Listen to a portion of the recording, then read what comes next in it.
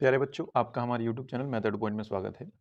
बच्चों, आज हम आपके लिए अवकलज के अनुप्रयोग के जो आपके लैंग्वेज वाले क्वेश्चन हैं, थ्योरी वाले, वो कुछ बच्चों की डिमांड थी कि उनको कराया जाए, तो उनके सॉल्यूशन को लेकर के आए हैं और इनको समझाएंगे आप इनको किस तरीके से कर सकते हैं। बच्चों, बहुत इंपॉर्टेंट है ये। इसमें से एक क्वेश्चन आपका 8 नंबर में ज़रूर आपको मिलेगा। 8 में मिले, 8 में ज़्यादा मोस्टली चांस है कि 8 नंबर में मिले, या ऐसा भी हो सकता है एक 5 में और एक 2 में मिले, 2 नंबर में और एक 5 नंबर में मिले। ठीक है ना बच्चों? देखिए बच्चों, ये सबसे पहले आपका क्वेश्चन है, एक घन का आयतन 7 सेंटीमीटर क्यूब पर सेकंड 7 सेंटीमीटर क्यूब पर सेकंड की दर से बढ़ रहा है। उसका संपूर्ण पृष्ठ यानी टोटल सरफेस एरिया। बच्चों, अगर यहाँ वो सिर्फ पृष्ठ दे दे, है ना, तो आपको क्या करना है, आपको इसका इंग्लिश वर्जन देखना है। इंग्लिश वर्जन में अच्छा, जब यहाँ पर पृष्ठ देता है तो कन्फ्यूजन रहता है कि वक्र पृष्ठ होगा या संपूर्ण पृष्ठ होगा। तो आपको क्या देखना है, आपको इंग्लिश वर्जन देखना है। पेपर में ही आपको इंग्लिश में भी छपा होता है, हिंदी में भी छपा होता है, तो आपको इंग्लिश में देखना है। उसमें आपको ये टर्म दिखेगी, टोटल सरफेस एरिया लिखा हुआ दिखेगा। ये पूरी फॉर्म में लिखेगा, टोटल सरफेस एरिया। तो अगर टोटल सरफेस एरिया है तो इसका मतलब वो संपूर्ण पृष्ठ है ना, तो आप उसको संपूर्ण पृष्ठ मानना। और अगर वहां पे कर्व सरफेस एरिया लिखा होगा, कर्व सरफेस एरिया, तो उसको आप वक्र पृष्ठ मानना। ठीक है ना बच्चों? ये कह रहा है कि कितनी तेजी से बढ़ रहा है जबकि घन की एक भुजा 12 सेंटीमीटर है। जबकि घन की एक भुजा 12 सेंटीमीटर है। तो देखिए इस क्वेश्चन को हम कैसे करेंगे। आपका ये क्वेश्चन है, तो अगर मैं ये कहूं कि पहला क्वेश्चन अपने पास, एक घन का आयतन है आपके पास, घन का आयतन 7 सेंटीमीटर क्यूब पर सेकंड की दर से बढ़ रहा है। देखिए, अगर आपको ये कंफ्यूजन है कि ये किसने क्या दे रखा है, तो आप यहां से पता कर सकते हैं। आयतन की दर है और ये भी सेंटीमीटर क्यूब पर सेकंड है ना, तो आयतन का मतलब तो v होगा और दर का मतलब d अपॉन डी टी होगा, है ना। dt अब किसके रेस्पेक्ट में है वो यहां से पता चल जाएगा, सेकंड है तो इसका मतलब टाइम के रेस्पेक्ट में है। तो आपको यहाँ पे D V upon D T लिखना है। तो D V upon D T इसने क्या दिया है, 7 सेंटीमीटर क्यूब पर सेकंड। ठीक है, ये इसने आयतन परिवर्तन की दर दी है।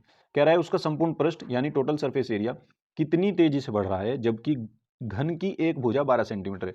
अब ये संपूर्ण पृष्ठ में परिवर्तन पूछ रहा है कि कितना हो रहा है ना। तो संपूर्ण पृष्ठ को अगर मैं s मानता हूं तो ये ds अपॉन dt पूछ रहा है आपसे, ds अपॉन dt। जबकि भुजा उसकी जो है वो 12 सेंटीमीटर है। अगर मैं भुजा उसकी a मानता हूं तो a बराबर 12 सेंटीमीटर है, तब पूछ रहा है वो। ठीक है ना। तो अब देखिए, हम जानते हैं, वी नाउ दैट हम जानते हैं जो घन होता है, घन उसका आयतन क्या होता है, घन का आयतन होता है, अगर मैं उसकी भुजा ए मानता हूं तो घन का आयतन होता है ए क्यूब, लंबाई गुना चौड़ाई गुना ऊंचाई। अब घन की जो लंबाई चौड़ाई ऊंचाई होती है तीनों बराबर होती है। घन क्या होता है, घन होता है क्यूब, देखा होगा ना आपने क्यूब, है ना, या आपने डाइस देखा होगा, है ना, तो वो घन के रूप का ही होता है। तो हम इसको कैसे लिखेंगे, v बराबर ए क्यूब, लंबाई गुना चौड़ाई गुना ऊंचाई, उसकी तीनों ए ही है। अब इसका हम डिफ्रेंशिएट करेंगे, डी डब्ल्यू आर टू किसकी रेस्पेक्ट में, टी की रेस्पेक्ट में करेंगे। ठीक है ना। तो ये क्या हो जाएगा आपका, ये हो जाएगा D V upon D T equals to 3a² और ए का हो जाएगा D A upon D T. ठीक है ना। अब D A upon D T की वैल्यू अपने पास है नहीं, D V upon D T की तो है, तो D V upon D T की आप वैल्यू यहाँ पे रख दीजिए 7 इक्वल्स टू 3a² और मल्टीप्लाई में D A upon D T. इसी की वैल्यू फिलहाल हम यहाँ से फाइंड करेंगे। तो अपने पास D A upon D T जो आ गया वो आ गया 7/3a²। ठीक है ना, इसको यहीं पे 1 बना करके छोड़ दो। अब देखिए, आपको D S upon D T निकालना है। D S upon D T क्या होता है, अब पहले तो हमें इसका वक्र पृष्ठ पता होना चाहिए। यहाँ पे आप ये थ्योरी में लिख देना। ठीक है ना, माना घन का आयतन v है तथा घन की भुजा a है ना, ये बता देना उसको। और ये भी बता देना कि माना घन का जो संपूर्ण पृष्ठ है वो s है। तब यहाँ पे हम लिखेंगे माना घन का संपूर्ण पृष्ठ s बराबर कितना होगा, संपूर्ण पृष्ठ देखिए घन में ये होता है घन इस टाइप का, है ना, इसकी सारी भुजाएं बराबर हैं। अब एक पृष्ठ में आपका एरिया कितना होगा, एक पृष्ठ का एरिया, अगर इसकी लंबाई भी a है और चौड़ाई भी a है तो इसका हो जाएगा एरिया a²। अब संपूर्ण पृष्ठ का मतलब है पूरे का एरिया।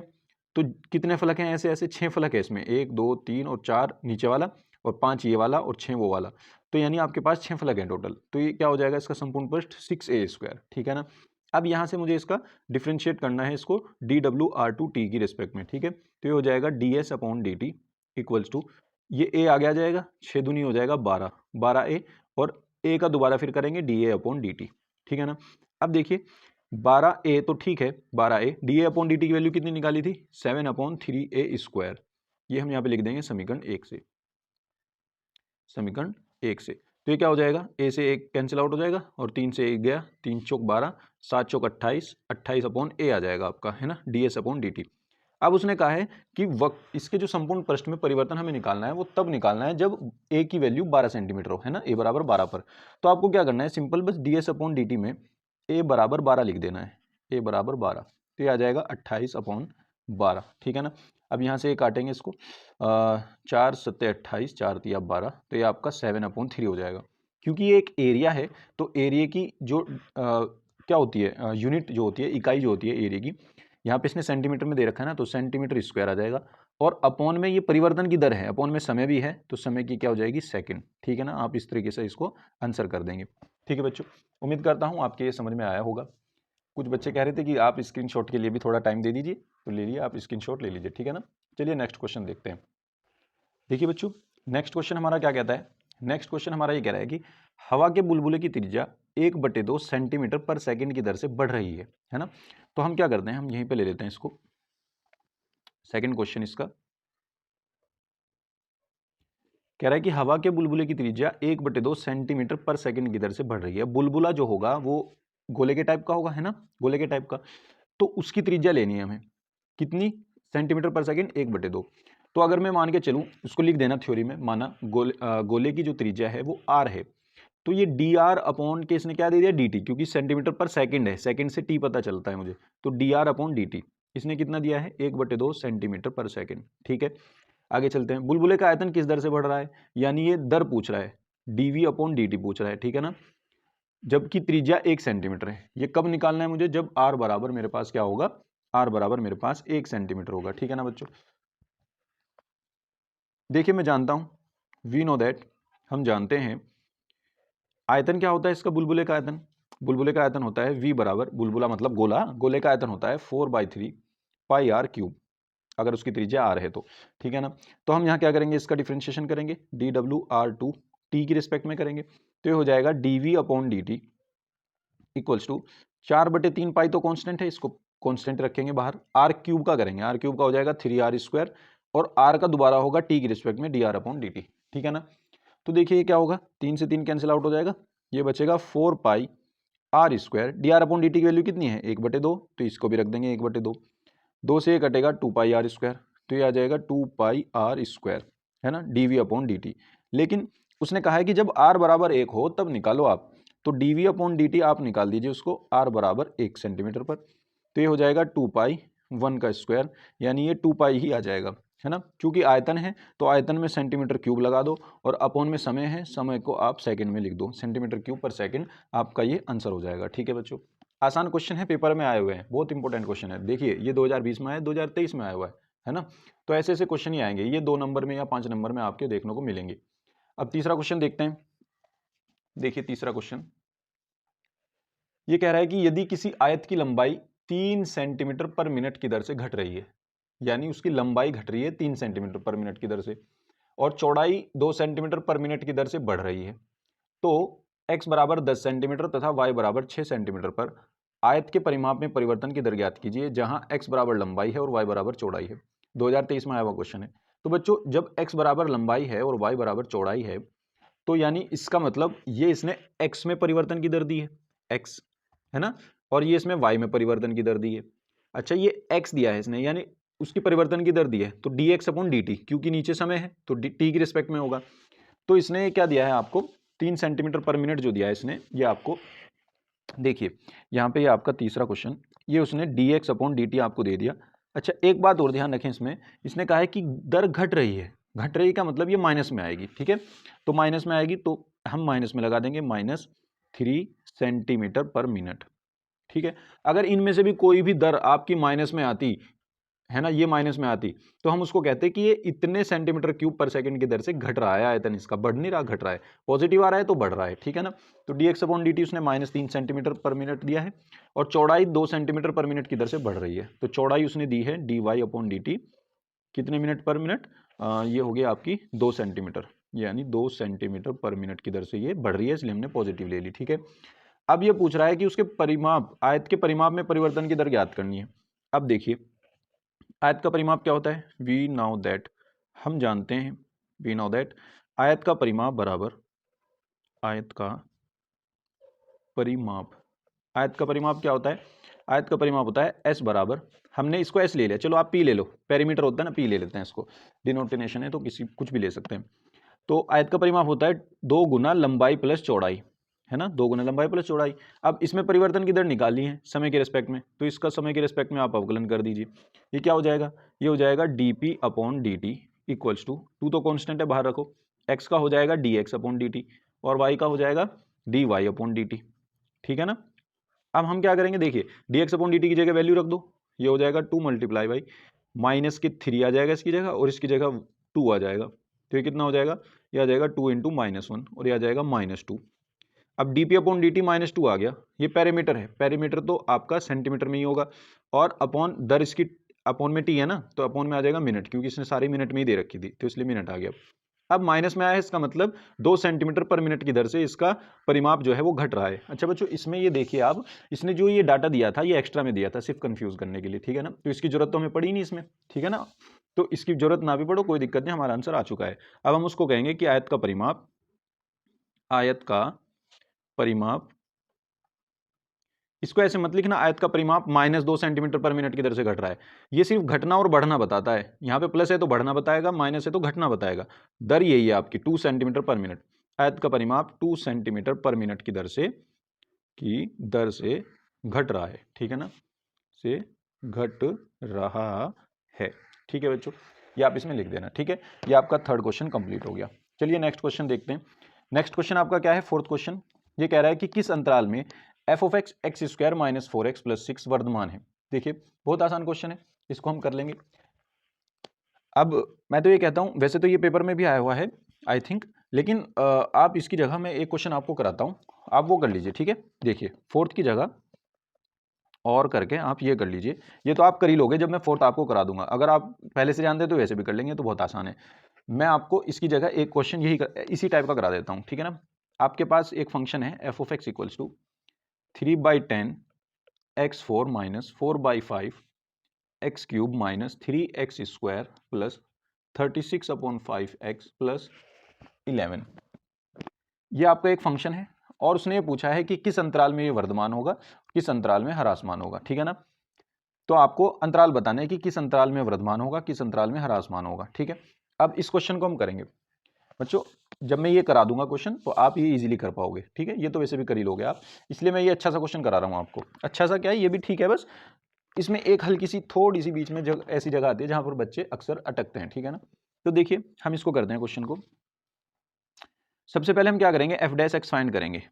जब भी वर्धमान और ह्रासमान हो, निकालना हो आपको, अंतराल निकालने हो, तो आप ऐसे ही करना है आपको। एफ डैश एक्स निकालेंगे, एफ डैश एक्स में क्या होगा, एफ डैश एक्स में इन सब का डिफरेंशिएशन हो जाएगा। तो 3/10 तो कॉन्स्टेंट है, 4x क्यूब हो जाएगा इसका, 4x क्यूब माइनस ये हो जाएगा 4/5 कॉन्स्टेंट, x क्यूब का हो जाएगा 3x square minus 3 constant, x square का हो जाएगा 2x प्लस 36/5 कॉन्स्टेंट, x का हो जाएगा 1 और प्लस 11 का हो जाएगा 0, ठीक है ना। अब देखिए यहाँ से इसको कैंसिल आउट कर दें, 2 टू 4 और 2 5 10, यानी 6/5 x क्यूब माइनस ये हो जाएगा आपका 4 तिया 12/5 x cube x square minus 3 दूनी 6x प्लस के 36/5।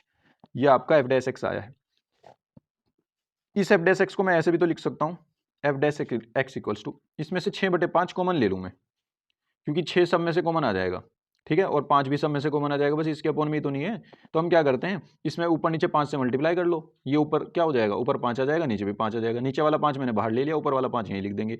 तो यहाँ तो बचा एक्स क्यूब, यहाँ से नीचे से तो 5 चला गया, ऊपर से 6 चला गया, तो ये हो गया माइनस के 2x स्क्वायर, क्योंकि 6 दूनी 12 होंगे, और माइनस तो ये 6 बाहर ही चला गया, लेकिन नीचे से भी तो 5 कॉमन लिया है हमने, तो उसके लिए हमें क्या करना पड़ेगा, 5 से ऊपर नीचे मल्टीप्लाई कर लो, नीचे वाला 5 बाहर और ऊपर वाला 5 अंदर ही रह जाएगा, ठीक है।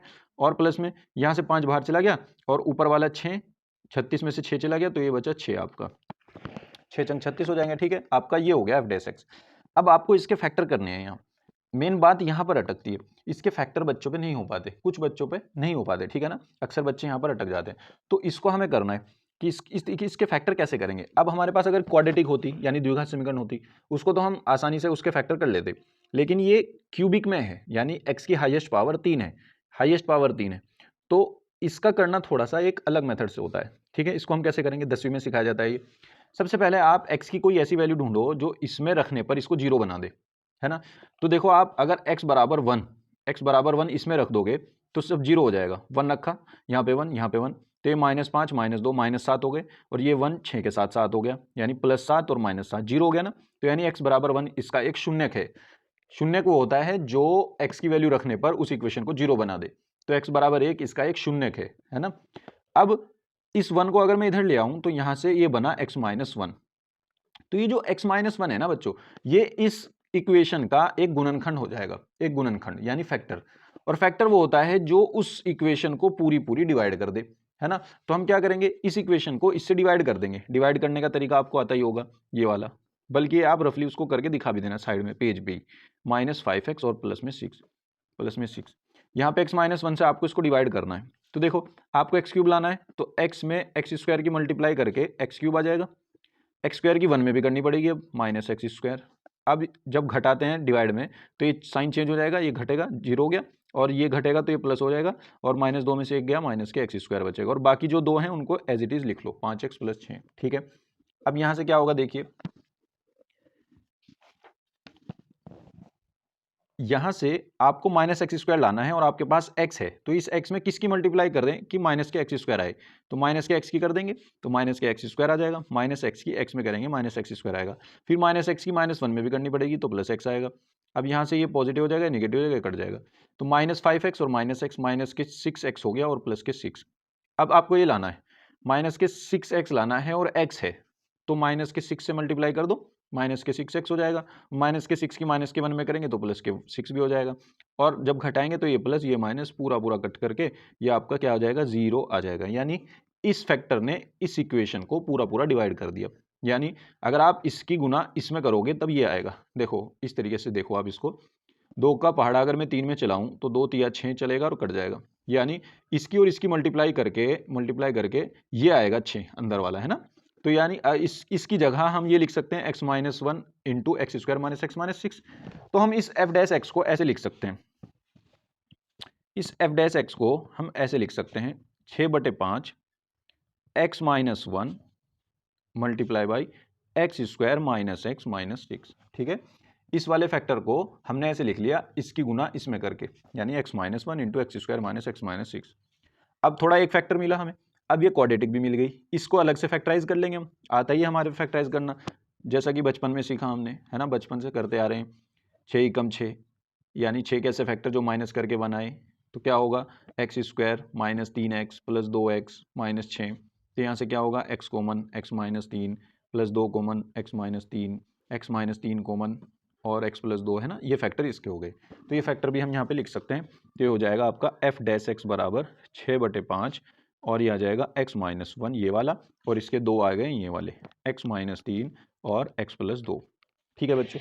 अब जब आपकी ये फैक्टर हो जाए तब हम क्या करेंगे, यहाँ पे लिखेंगे वर्धमान और ह्रासमान के लिए, वर्धमान और ह्रासमान के लिए, वर्धमान और ह्रासमान के लिए, तो क्या हो जाएगा, f' को 0 रखेंगे यहाँ। ये प्रोसेस है आपका, है ना, स्टेप बता रहा हूँ। पहला स्टेप आपका f' निकालना है, उसको फैक्टर फॉर्म में लिख लो करके, फिर उसके बाद दूसरा स्टेप है f' को 0 रखो वर्धमान ह्रासमान के लिए। तो जब इसको 0 रखेंगे तो देखिए ये क्या आएगा, जब इसको 0 रखेंगे तो इसका मतलब यहाँ से हमें मिलेगा 6/5 x-1 x - 3 x + 2, ये सब हो गया 0। तो यहाँ से ये भी 0 में चला गया। तो जब बारी बारी इन सबको 0 रखूंगा मैं, तो x की वैल्यू क्या क्या आ सकती है, 1 आ सकती है, या 3 आ सकती है, या -2 आ सकती है। तो आपके x की ये 3 वैल्यू मुझे मिली, ठीक है ना।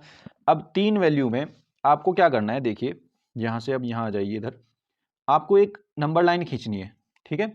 अब ये नंबर लाइन आप 3 जगह डिवाइड करोगे इसको। सबसे पहले इसमें -2 आएगा, -2 लिखो, फिर इसके बाद 1 आएगा, 1 लिख दो, फिर उसके बाद 3 आएगा, 3 लिख दो, और यहाँ पे ये पॉजिटिव इन्फिनिटी और यहाँ पे ये नेगेटिव इन्फिनिटी, -इन्फिनिटी। तो यानी ये संख्या रेखा को आपने 4 हिस्सों में बांट लिया इन 3 नंबर की मदद से, है ना। अब हमें ये देखना है हमारे पास कितने अंतराल बन गए, एक ये वाला अंतराल बन गया, एक ये वाला अंतराल बन गया, एक ये वाला अंतराल बन गया, एक ये वाला अंतराल बन गया, ठीक है। अब आसान तरीका ये है, आप 3 से बड़ी वैल्यू उठाओ, 3 से बड़ी वैल्यू कोई सी भी उठा लो, 4 उठा लो, 5 उठा लो, 6 उठा लो, 100 उठा लो। तो हमने 4 ले ली मान लीजिए। अब 4 वैल्यू हम यहाँ फैक्टर में रख रख करके देखेंगे, 4 यहाँ पे रखा, 4 में से एक गया 3, यानी पॉजिटिव मिला, हमें सिर्फ साइन देखना है। 4 यहाँ रखूंगा तो यहाँ पॉजिटिव 3 मिलेगा, तो पॉजिटिव मिला, यानी पहले पॉजिटिव मिला, फिर 4 यहाँ पे रखूंगा ये भी पॉजिटिव देगा, 4 यहाँ पे रखूंगा ये भी पॉजिटिव देगा, तीनों पॉजिटिव हैं तो मल्टीप्लाई करके भी पॉजिटिव ही आएगा। हम एफ डैश एक्स का साइन लिख रहे हैं ये, तो सबसे पहले हमारा पॉजिटिव आ गया। ठीक है, पॉजिटिव आने के बाद अब 1 और 3 के बीच में जाओ, 1 और 3 के बीच में कोई भी वैल्यू उठा लो, 2 वैल्यू उठा ली, 2 वैल्यू हम यहाँ रखेंगे, x बराबर 2 उठा रही है, x बराबर है ना सब, तो x बराबर 2 उठाया, x बराबर 2 यहाँ रखा, ये पॉजिटिव देगा, x बराबर 2 यहाँ रखा, ये निगेटिव देगा, 2 में से 3 क्या -1, तो पॉजिटिव इंटू निगेटिव, निगेटिव हो गया अब तो, और यहाँ पे 2 रखेंगे, 2 2 4, ये पॉजिटिव आएगा, तो निगेटिव इंटू पॉजिटिव कितना हो गया, निगेटिव, तो यानी ये आपका निगेटिव मिलेगा। समझ आ रही है ना बात। अब आप 1 और -2 के बीच में से कोई वैल्यू उठाओ, 0 ही उठा लो, आपने 0 उठाई, यहाँ पे 0 रख दी, माइनस में आ गया 1, 0 रख दी, माइनस में 3 आ गया, माइनस इंटू माइनस पॉजिटिव हो गया, ठीक है ना, प्लस हो गया। अब ये तो प्लस हो गया, यहाँ 0 रखेंगे, ये +2 है, तो ये 0 into 0 sorry positive into positive, ये पॉजिटिव हो जाएगा। ठीक है, अब -2 से छोटी वैल्यू उठाओ, -3 उठा लो, -4 उठा लो, -3 उठा लेते हैं, -3 उठाएंगे, -1 तो ये भी माइनस आएगा, -4 आ जाएगा, -3 -6 ये भी माइनस में आ जाएगा, तो माइनस इंटू माइनस प्लस हो गया। अब तक तो प्लस हो गया, -3 यहाँ रखेंगे, ये भी माइनस ही देगा, तो प्लस माइनस माइनस, तो ये भी ओवरऑल माइनस आएगा। ठीक है ना, और इससे भी आसान तरीका ये है, जब इस तरीके के फॉर्म में फैक्टर हों आपके पास, x -a x -b इस वाली फॉर्म में हो, x के मल्टीप्लाई में कुछ ना हो, ठीक है ना, इस फॉर्म में हो, तो आपको क्या करना है, बस पहला साइन पता कर लो पॉजिटिव, वैसे तो ये भी मोस्टली पॉजिटिव ही रहेगा, अगर बाहर पे माइनस ना हो, बाहर यहाँ बाहर माइनस ना हो, अगर इसी फॉर्म में है आपके पास फैक्टर, तो ओवरऑल भी पहले पॉजिटिव ही रहता है। फिर पॉजिटिव के बाद सबसे पहले आप 3 वाले फैक्टर के पास जाओ, जहां से आपको 3 मिला था, 3 कहां से मिला था, इस वाले फैक्टर से, इसकी पावर देखो क्या है, यहाँ पे होल पावर 1 है ना, तो अगर कोई पावर ऑड नंबर हुई, ऑड संख्या हुई, तो वहां पे हम चेंज करेंगे, साइन को चेंज करेंगे, और अगर कोई पावर में इवन नंबर हुआ, तो हम वहां पे नो चेंज, कोई चेंज नहीं करेंगे। ठीक है ना, कोई चेंज नहीं करेंगे। अब यहां आप देखिए, यहां आप ये देखिए कि 3 वाले फैक्टर की पावर 1 है, 1 का मतलब ऑड है, ऑड यानी विषम संख्या, अब विषम में चेंज होगा साइन, तो प्लस का हो जाएगा माइनस। ठीक है, अब चलेंगे 1 वाले फैक्टर के पास, जिससे 1 मिला था, 1 इससे मिला था, इसकी पावर में भी 1 है, यानी ये भी ऑड है, यानी फिर चेंज होगा, ऑड में चेंज होता है ना, तो फिर ये माइनस अब की बार पॉजिटिव हो जाएगा, चेंज हो जाएगा। फिर -2 वाले फैक्टर के पास जाओ, यहाँ गए, इसकी पावर में 1 हुआ, ये भी ऑड है, तो ये फिर चेंज हो जाएगा, माइनस हो जाएगा, ऐसे ही चलता रहेगा। अगर इनमें से किसी की पावर 2 हो जाती तो फिर वहाँ चेंज नहीं होता। ठीक है ना, तो आपके पास यहाँ मिल गया पॉजिटिव, यहाँ निगेटिव, यहाँ पॉजिटिव, यहाँ निगेटिव। इसके बाद आपको एक टेबल बनानी है ऐसी, जैसे मैं बना रहा हूँ, और इस टेबल में आपको सबसे पहले लिखना है अंतराल। ठीक है, उसके बाद लिखना है एफ डैश एक्स का चिन्ह, उसके बाद लिखना है एफ एक्स का प्रकृति, एफ एक्स की प्रकृति। ठीक है, ऐसी टेबल बनानी है। अब इधर से अंतराल बनाते चलो, -∞, -2, -∞ -2, -2 1, -2 1, 1 और 3, 1 3, फिर 3 से इन्फिनिटी, 3 से इन्फिनिटी, सारे बना दिए। यहाँ पे इसको बंद कर दो। -∞ से -2 में निगेटिव साइन है, तो यहाँ पे लिख दो ऋणात्मक, का चिन्ह क्या है, ऋणात्मक। तो अगर ऋणात्मक है तो फलन की प्रकृति होगी ह्रासमान, अगर ऋणात्मक है तो प्रकृति ह्रासमान होगी, और पॉजिटिव यानी धनात्मक है, जैसे इसमें है धनात्मक है, तो प्रकृति आपकी वर्धमान होगी, यानी फलन इंक्रीजिंग है। ठीक है, यहाँ पे फिर निगेटिव है, यानी इसको ऋणात्मक लिख दो आप, ऋणात्मक, तो यहाँ पे ये फिर ह्रासमान होगा, ह्रासमान, और यहाँ पे धनात्मक है, तो यहाँ पे फिर से आप इसको वर्धमान लिख देना। ठीक है ना, ये आपकी बन जाएगी टेबल। अब इस टेबल के बाद आपको एक चीज और लिखनी है, आपको डायरेक्ट बताना है कि किस अंतराल में वर्धमान हुआ ओवरऑल, है ना। तो पहला क्वेश्चन उसका वर्धमान का था, तो हम कहेंगे कि फलन अंतराल धनात्मक किस में है, इसमें और इसमें, तो ये दोनों आप ले लो, -2, 1, इनको यूनियन के साथ ले लो, 3, इन्फिनिटी, यानी इस पूरे अंतराल में फलन क्या है, फलन अंतराल में वर्धमान है ना, इसमें तो ये हो गया वर्धमान। और दूसरा उसने ह्रासमान पूछा था, तो हम ये कहेंगे कि फलन अंतराल कौन सा अंतराल, ये वाला और ये वाला, ऋणात्मक इन दोनों में है ना, तो इनको यूनियन के साथ ले लो, -∞ -2 यूनियन 1, 3 में क्या है, ह्रासमान है, ह्रासमान है। ठीक है बच्चों, ये आपका क्वेश्चन कंप्लीट हो गया। ठीक है ना, उम्मीद करता हूं आप समझ गए होंगे। देखिए एक बार आप स्क्रीनशॉट भी ले सकते हैं। यहाँ से ये क्वेश्चन शुरू हुआ, फिर हम इधर गए यहाँ से, फिर यहाँ से हम इधर आए, ठीक है ना। फिर हमारा ये है। उम्मीद करता हूँ आप समझ गए होंगे। चलिए नेक्स्ट क्वेश्चन देखते हैं।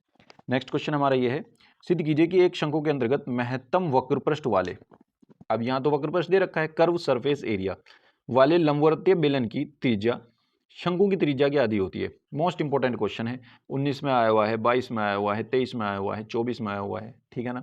तो आप इसको अच्छे से करिएगा, ठीक है। चलिए देखते हैं इसको किस तरीके से हम इसको करेंगे क्वेश्चन को।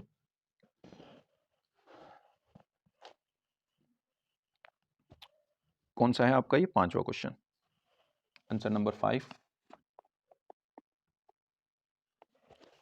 तो देखिए बच्चों, सबसे पहले हम इसमें जो जो राशियां हम इसमें लेकर के चलेंगे उनको हमें हिंदी में लिख देना है, ऊपर थ्योरी में लिख देना है कि माना शंकु की ऊंचाई h है ना, माना शंकु की त्रिज्या r है, माना बेलन की त्रिज्या x है। ये सब चीज आप ऊपर लिख देना, ठीक है ना। मैं तो डायग्राम बना रहा हूं, अब डायग्राम से समझ लेना इसको। डायग्राम हमारे पास ये होगा,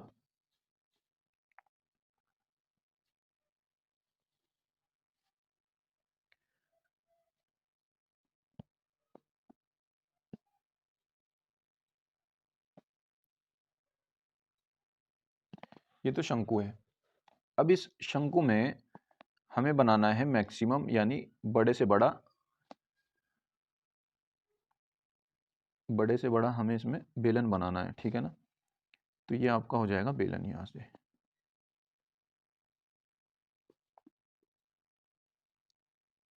ये बेलन बन गया, ठीक है। और यहां से यहां तक की इसकी हो जाएगी ऊंचाई। बहरहाल हम इसकी नेमिंग कर देते हैं, ये ए है, ये बी है, ये सी है, ये ई है, और ये आपका यहाँ पे कौन सा ओ दे देते हैं, डी दे देते हैं, चाहे कुछ भी दे दो, ये डी है यहाँ पर।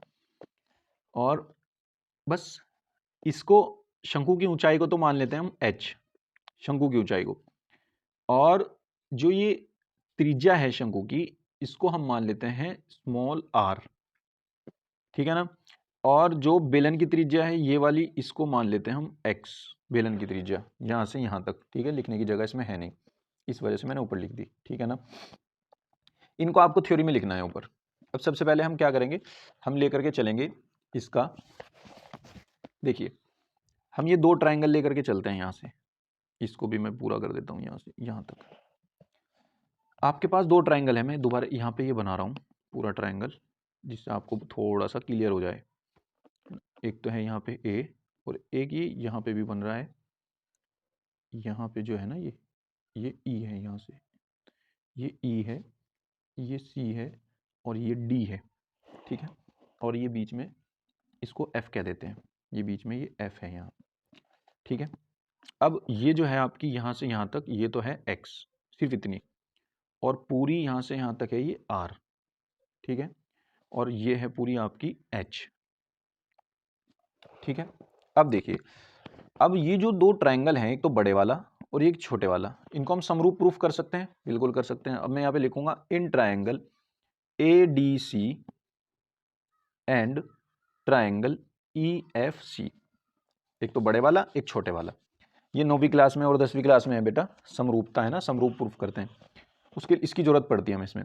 अब देखिए समरूप में क्या होगा, ये 90 डिग्री होगा, ये भी 90 डिग्री होगा, तो हम एक एंगल तो बता सकते हैं कि एंगल ए डी सी बड़े वाले में और छोटे वाले ई एफ सी में ई एफ सी बराबर है एंगल ई एफ सी के, क्योंकि ईच 90 डिग्री, प्रत्येक 90 डिग्री का है, ठीक है ना। दूसरी बात, ये जो एंगल सी है दोनों में कॉमन है, तो एंगल सी बराबर एंगल सी कॉमन है, उभयनिष्ठ है, आप इसको ऐसे लिख देना, कॉमन उभयनिष्ठ। अब इसमें दो ही चीज प्रूफ करनी होती है आपको, दो एंगल मिल जाए, दो भुजाएं मिल जाए, तो दोनों जो आकृति हैं वो समरूप हो जाएंगी। तो हम इसको क्या कहेंगे, ट्रायंगल ए डी सी समरूप हो जाएगा ट्रायंगल ई एफ सी के, ई एफ सी के, क्योंकि दोनों दो एंगल इसमें इक्वल आ रहे हैं, ठीक है। अब जैसे ये समरूप हो जाता है, तो समरूप की एक प्रॉपर्टी ये भी है समरूपता की, कि दोनों त्रिभुज में, दोनों त्रिभुज की भुजाओं का अनुपात जो होगा वो क्या होगा, बराबर होगा। तो त्रिभुज की भुजाओं का अनुपात देखते हैं। तो देखिए अगर मैं ये कहूँ कि ए डी ये वाली अपॉन ई एफ, कोरस्पॉन्डिंग ही लेनी है इसके, E F, A D upon E F, ये वाली बड़े वाले त्रिभुज की, ये वाली छोटे वाले त्रिभुज की, इक्वल्स टू ये वाली बड़े वाले त्रिभुज की, ये वाली छोटे वाले त्रिभुज की, यानी DC अपॉन FC, और तीसरी ये वाली बड़े त्रिभुज की AC अपॉन EC। ठीक है, इसकी जरूरत हमें है नहीं, हमें इन दोनों से मतलब है बस, इसकी जरूरत हमें है नहीं, इसको हम नहीं लेंगे, हम इन दो को लेकर के चलेंगे। AD की वैल्यू हमारे पास H है, EF की वैल्यू हमारे पास कुछ नहीं है, तो EF ही हम निकालेंगे यहाँ से। CD हमारे पास पूरा R है, FC हमारे पास R माइनस एक्स है ना, तो इसको हम लिख लेंगे R माइनस एक्स। ये वाली FC पूरे में से ये घटा दो, ये मिल जाएगी R माइनस एक्स। यहाँ से EF इधर गया, ये इधर गया, ये अपोन में आ जाएगा, तो EF की जो वैल्यू आएगी, EF की वैल्यू आएगी ये उधर, सॉरी ऊपर ही वो कर लेते हैं ना इसको, यह जाएगा आपका H multiply by R minus x upon R, ये आपकी EF आ जाएगी, है ना। EF मतलब ये वाली EF यानी बेलन की ऊंचाई। अब चूंकि मुझे इसमें बेलन का लेकर के चलना था ना, क्या कह रहा है ये, लंबवृत्तीय बेलन की त्रिज्या शंकु की त्रिज्या के आधी होती है। हमने लंबवृत्तीय बेलन की त्रिज्या ये हमारी ऊंचाई निकाली अभी। अच्छा, ये कह रहा है कि सिद्ध कीजिए एक शंकु के अंतर्गत महत्तम वक्रपृष्ठ वाले लंबवृत्तीय बेलन, यानी बेलन का जो वक्रपृष्ठ है उसको महत्तम दिखाना है मुझे। तो बेलन का वक्रपृष्ठ का बेलन के वक्रपृष्ठ को महत्तम दिखाना है, तो बेलन का वक्रपृष्ठ लेकर के चलना पड़ेगा, ठीक है ना। तो बेलन का वक्रपृष्ठ क्या होता है, बेलन का वक्रपृष्ठ माना बेलन का वक्रपृष्ठ, इसको S ले लो, है ना, S ले लेते हैं इसको, चलो सरफेस एरिया है ना, तो बेलन का S जो हो जाएगा ये क्या हो जाएगा, 2 पाई RH, यानी त्रिज्या, बेलन की त्रिज्या कितनी है, x है, और इसकी ऊंचाई कितनी है, ऊंचाई 2 पाई RH, ऊंचाई तो इसकी यही है ना EF, तो EF कितनी निकाली हमने, ये निकाली अभी पूरी, तो ऊंचाई इसकी आ जाएगी H multiply by R minus x upon R। ऊंचाई H मत रख देना, क्योंकि ऊंचाई हमने H शंकु की मानी है, बेलन की नहीं मानी, बेलन की तो हमने फाइंड की है ये वाली, ठीक है ना। तो 2 पाई R इसका x है और H इसकी ये है, ठीक है ना। अब ये आ गया हमारे पास, ये S जो है x का फंक्शन आ गया, तो S बराबर क्या हो जाएगा, 2 पाई H अपॉन R, ये वाला यहाँ पे 2 पाई H, यहाँ पे x की मल्टीप्लाई अंदर कर दो, RX minus x square, x का फंक्शन है ये, x की रिस्पेक्ट में इसका डिफ्रेंशिएशन करेंगे, ठीक है ना, किसकी रिस्पेक्ट में, x की रिस्पेक्ट में, तो ये हो जाएगा S डैश, मैं इसको x कह लेता हूँ, चलो बस आपको तो पता ही है, S डैश निकालते हैं, या आप ये कह लो ds अपॉन के dx, ठीक है। ये 2 पाई H अपॉन R, देखो फिलहाल ये जो H है ये भी शंकु का है, R जो है वो भी शंकु की है, तो ये दोनों कांस्टेंट होंगे बेलन के रूप में। अगर मैं बेलन के वक्रपृष्ठ में इसको लेकर के चल रहा हूँ, तो ये बेलन के केस में ये दोनों कांस्टेंट माने जाएंगे। फिलहाल जो वेरिएबल होगा वो सिर्फ x होगा, ठीक है ना। अगर बच्चों के कन्फ्यूजन ये भी रहता है कि किस में करें, H में करें, R में करें, तो अगर हम बेलन के वक्रपृष्ठ का अवकलन कर रहे हैं तो बेलन की जो राशियां होंगी उनको वेरिएबल लेना है, बाकी जो दूसरी आकृति की राशि होगी, कोई भी यूनिट हो, उसको हम क्या करेंगे, कांस्टेंट मान करके चलेंगे। तो ये 2 पाई H अपॉन R आ गया हमारा, और अंदर करेंगे x का 1 हो जाएगा, R माइनस ये हो जाएगा 2x, ठीक है ना। अब यहाँ से ds अपॉन dx को हम 0 रखते हैं, उच्चतम और निम्नतम के लिए 0 रखते हैं इसको, तो जब इसको 0 रखेंगे तो ये आ जाएगा 2 पाई H upon R equals to multiply में R माइनस के 2x इक्वल्स टू 0, R है ये और ये माइनस, तो ये 0 चला गया, यहाँ से बचा R minus 2x equals to 0, और R की वैल्यू आपके पास क्या आ जाएगी, R की वैल्यू आ जाएगी आपके पास 2x, और x की वैल्यू आ जाएगी R बाई 2, ठीक है। x की वैल्यू क्या आ गई, R बाई 2 आ गई। अब ये तो बात हमने प्रूफ कर दी कि बेलन की जो त्रिज्या है वो शंकु की त्रिज्या की आधी है ना, लेकिन ये उच्चतम है क्या, वक्रपृष्ठ इसका उच्चतम है क्या, वो दिखाना है। तो उसके लिए हमें क्या करना पड़ेगा, d2s अपॉन dx स्क्वायर दोबारा करना पड़ेगा, d2s यानी ds अपॉन dx का दोबारा अवकलन करना पड़ेगा इसका।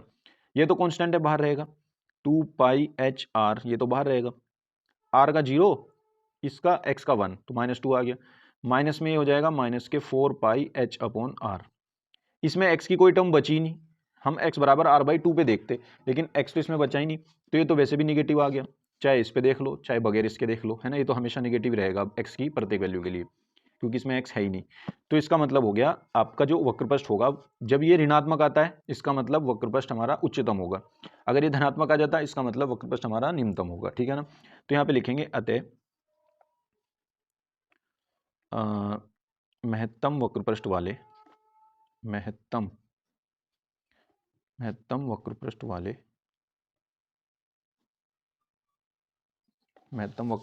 क्या लिखा था इसने, महत्तम वक्र पृष्ठ वाले लंबवतीय बेलन की त्रिज्या शंकु की त्रिज्या की आधी होती है, बस ये कह देंगे।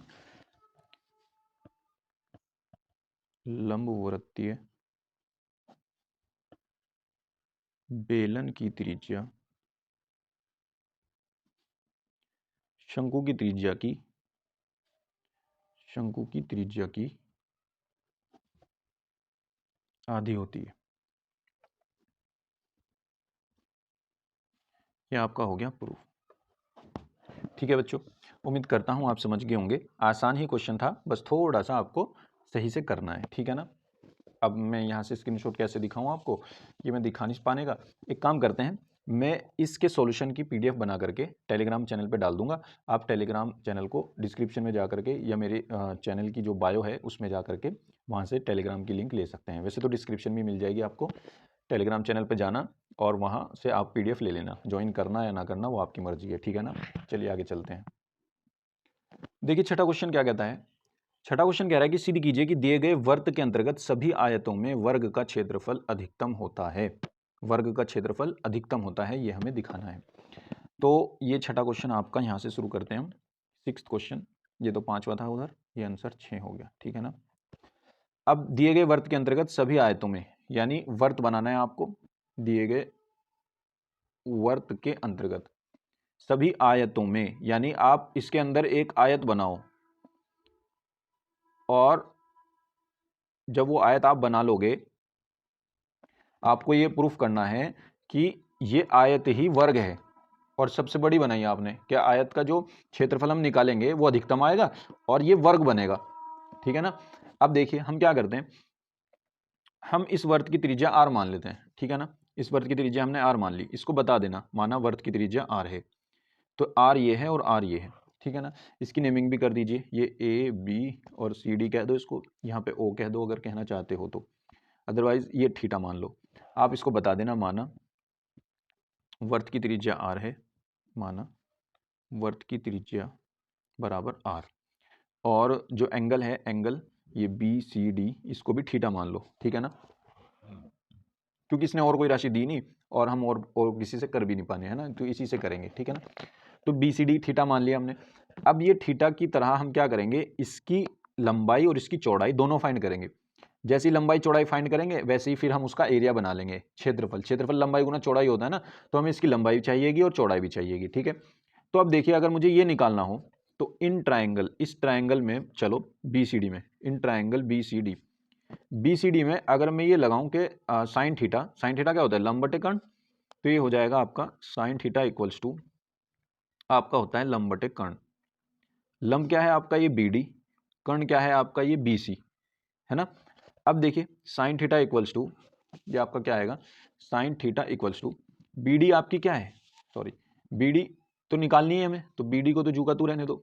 बीसी क्या है, बीसी है ये पूरी, आर इतनी तो आर प्लस आर 2r हो जाएगी। तो यहां से अगर मैं बीडी देखता हूं, बीडी मेरे पास आ जाएगा 2r sine theta, 2r sine theta, इसको 1 बना लो, ठीक है।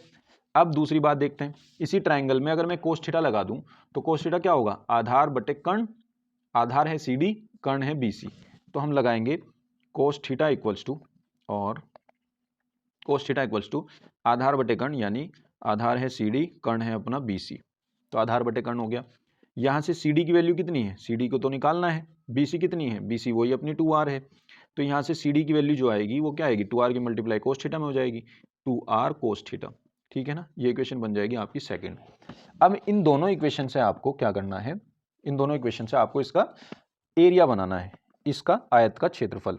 तो अब हम क्या कहेंगे, माना तब उसने ये कहा है कि वर्ग का क्षेत्रफल अधिकतम होता है ना सभी आयतों में। तो जो हमने आयत बनाई इसमें ये वर्ग होगा या नहीं होगा हमें तो वो बाद में देखना है ना। तो हम कहेंगे तब आयत का क्षेत्रफल, आयत का क्षेत्रफल क्या होगा, लंबाई गुना चौड़ाई। हम ये मान लेते हैं कि a बराबर लंबाई गुना चौड़ाई है, लंबाई हमारी मान लो सी डी है और चौड़ाई हमारी मान लो बी डी है, लंबाई गुना चौड़ाई हो गई। तो a equals to C D की वैल्यू 2r कोस थीटा हो गई, बी डी की वैल्यू 2r साइन थीटा हो गई, है ना। और ये क्या हो जाएगा, a इक्वल्स टू वैसे तो ये 2 दूनी 4 हो गया, लेकिन मैं 2 दूनी 4 नहीं लिखूंगा, 2r² हो गया, 2 को बाहर रखेंगे और 2 को एक अंदर दे देंगे, 2 sin थीटा कोस थीटा कर लो इसको, ये हो जाएगा, ठीक है ना। यहाँ से हो जाएगा a इक्वल्स टू 2r² और ये 2 sin theta cos theta sin 2 theta का फॉर्मूला बन जाएगा, ठीक है। अब इसका आसान करना होगा, आसान पड़ेगा डिफ्रेंशिएशन, तो dw/r2 थीटा करो, सबसे पहला प्रोसेस थीटा के रिस्पेक्ट में, थीटा के रिस्पेक्ट में अवकलन किया dA/d थीटा, 2r² कॉन्स्टेंट है, sin 2 थीटा का क्या हो जाएगा cos 2 थीटा, और 2 थीटा का दोबारा करेंगे तो 2 चला जाएगा मल्टीप्लाई में, ठीक है ना। ये हो जाएगा आपका 4r² cos 2 थीटा। अब हम क्या करते हैं, उच्चतम और निम्नतम के लिए, है ना, यहाँ पे लिख देते हैं उच्चतम और निम्नतम के लिए, फिर उसके बाद लिखना dA/dt इक्वल्स टू 0, यानी इसको आपको 0 रखना पड़ेगा, 4r² cos 2 theta equals to 0, ये सारा 0, तो cos 2 थीटा इक्वल्स टू आ जाएगा 0, और 0 को हम क्या लिख सकते हैं, cos 2 theta equals to cos π/2, cos π/2 पे 0 होता है, तो cos से cos हट करके यहाँ पे 2 थीटा इक्वल्स टू π/2 बनेगा, और थीटा की वैल्यू कितनी आएगी π/4, थीटा की वैल्यू π/4 आई। अब हमें d2a/d थीटा स्क्वायर भी निकालना पड़ेगा, d2a/d theta square, d/d theta का होल स्क्वायर दोबारा से अवकलन करना पड़ेगा इसका, तो कैसे करेंगे, 4r² कॉन्स्टेंट है, cos 2 थीटा का हो जाएगा माइनस के sin 2 थीटा, और 2 का दोबारा फिर 2 थीटा का दोबारा करेंगे तो 2 आएगा, तो ये ओवरऑल हो जाएगा माइनस के 4 दूनी 8 r² sin 2 थीटा, ठीक है ना। अब देखिए यहाँ पे थीटा बराबर π/4 पर देखो इसको, d2a/d थीटा स्क्वायर थीटा बराबर π/4 पर, देखिए थीटा बराबर π/4 पर। अब यहाँ पे इसमें रखेंगे माइनस के 8r² sin 2 theta, sine theta की जगह π/4 रखेंगे तो 2 से 4 कट करके π/2 बनेगा, π/2 की वैल्यू 1, तो माइनस के 8r² आएगा, जो कि लेस देन टू 0 है, यानी ऋणात्मक है। अगर ये ऋणात्मक होता है तो इसका मतलब जो एरिया हम लेकर के चले थे उसका जो एरिया आएगा वो उच्चतम आएगा, है ना। अतः क्षेत्रफल तो उच्चतम होगा, है ना, क्षेत्रफल तो उच्चतम होगा, क्षेत्रफल उच्चतम है। अब ये नहीं पता ये क्षेत्रफल अभी आयत का ही है या वर्ग का है, तो हम क्या करेंगे, इस थीटा बराबर π/4 को इसमें रख करके देखते हैं, अगर ये दोनों भुजाएं बराबर आई तो ये वर्ग होगा, क्योंकि वर्ग की लंबाई चौड़ाई दोनों बराबर होती हैं। वर्ग को अगर देखा जाए ये लंबाई और चौड़ाई दोनों बराबर होती हैं, वर्ग की, आयत की अलग अलग होती हैं, तो हम क्या करेंगे, इसकी लंबाई और चौड़ाई में दोनों में रख करके देखते हैं थीटा की वैल्यू, ठीक है ना। तो हम क्या करते हैं, अब हम ये देखते हैं कि जो बी डी है अपनी, B D equals to 2r sin theta, तो sin थीटा में sin π/4 रखो, तो ये कितना आएगा, ये आएगा 2r sin π/4 की वैल्यू 1/√2, sin 45 का मान, √2 से एक √2 कटेगा, √2r बचेगा, ठीक है ना। इसी तरीके से आप निकालो सी डी, दूसरी भुजा उसकी, 2r cos थीटा, थीटा में π/4 रखो, ये भी 2r 1/√2 आएगा, √2 से एक √2 कटेगा तो ये भी √2r आ जाएगा, यानी दोनों देखो दोनों बराबर आई हैं, तो ए सी बी डी और सी डी दोनों बराबर हैं, बी सी और सी डी दोनों बराबर हैं, तो इसका मतलब क्या होगा, इसका मतलब वो वर्ग ही होगा। अब अतः आप यहाँ पे लाइन लिखोगे सबसे बाद में, अतः आप ये लाइन लिखोगे,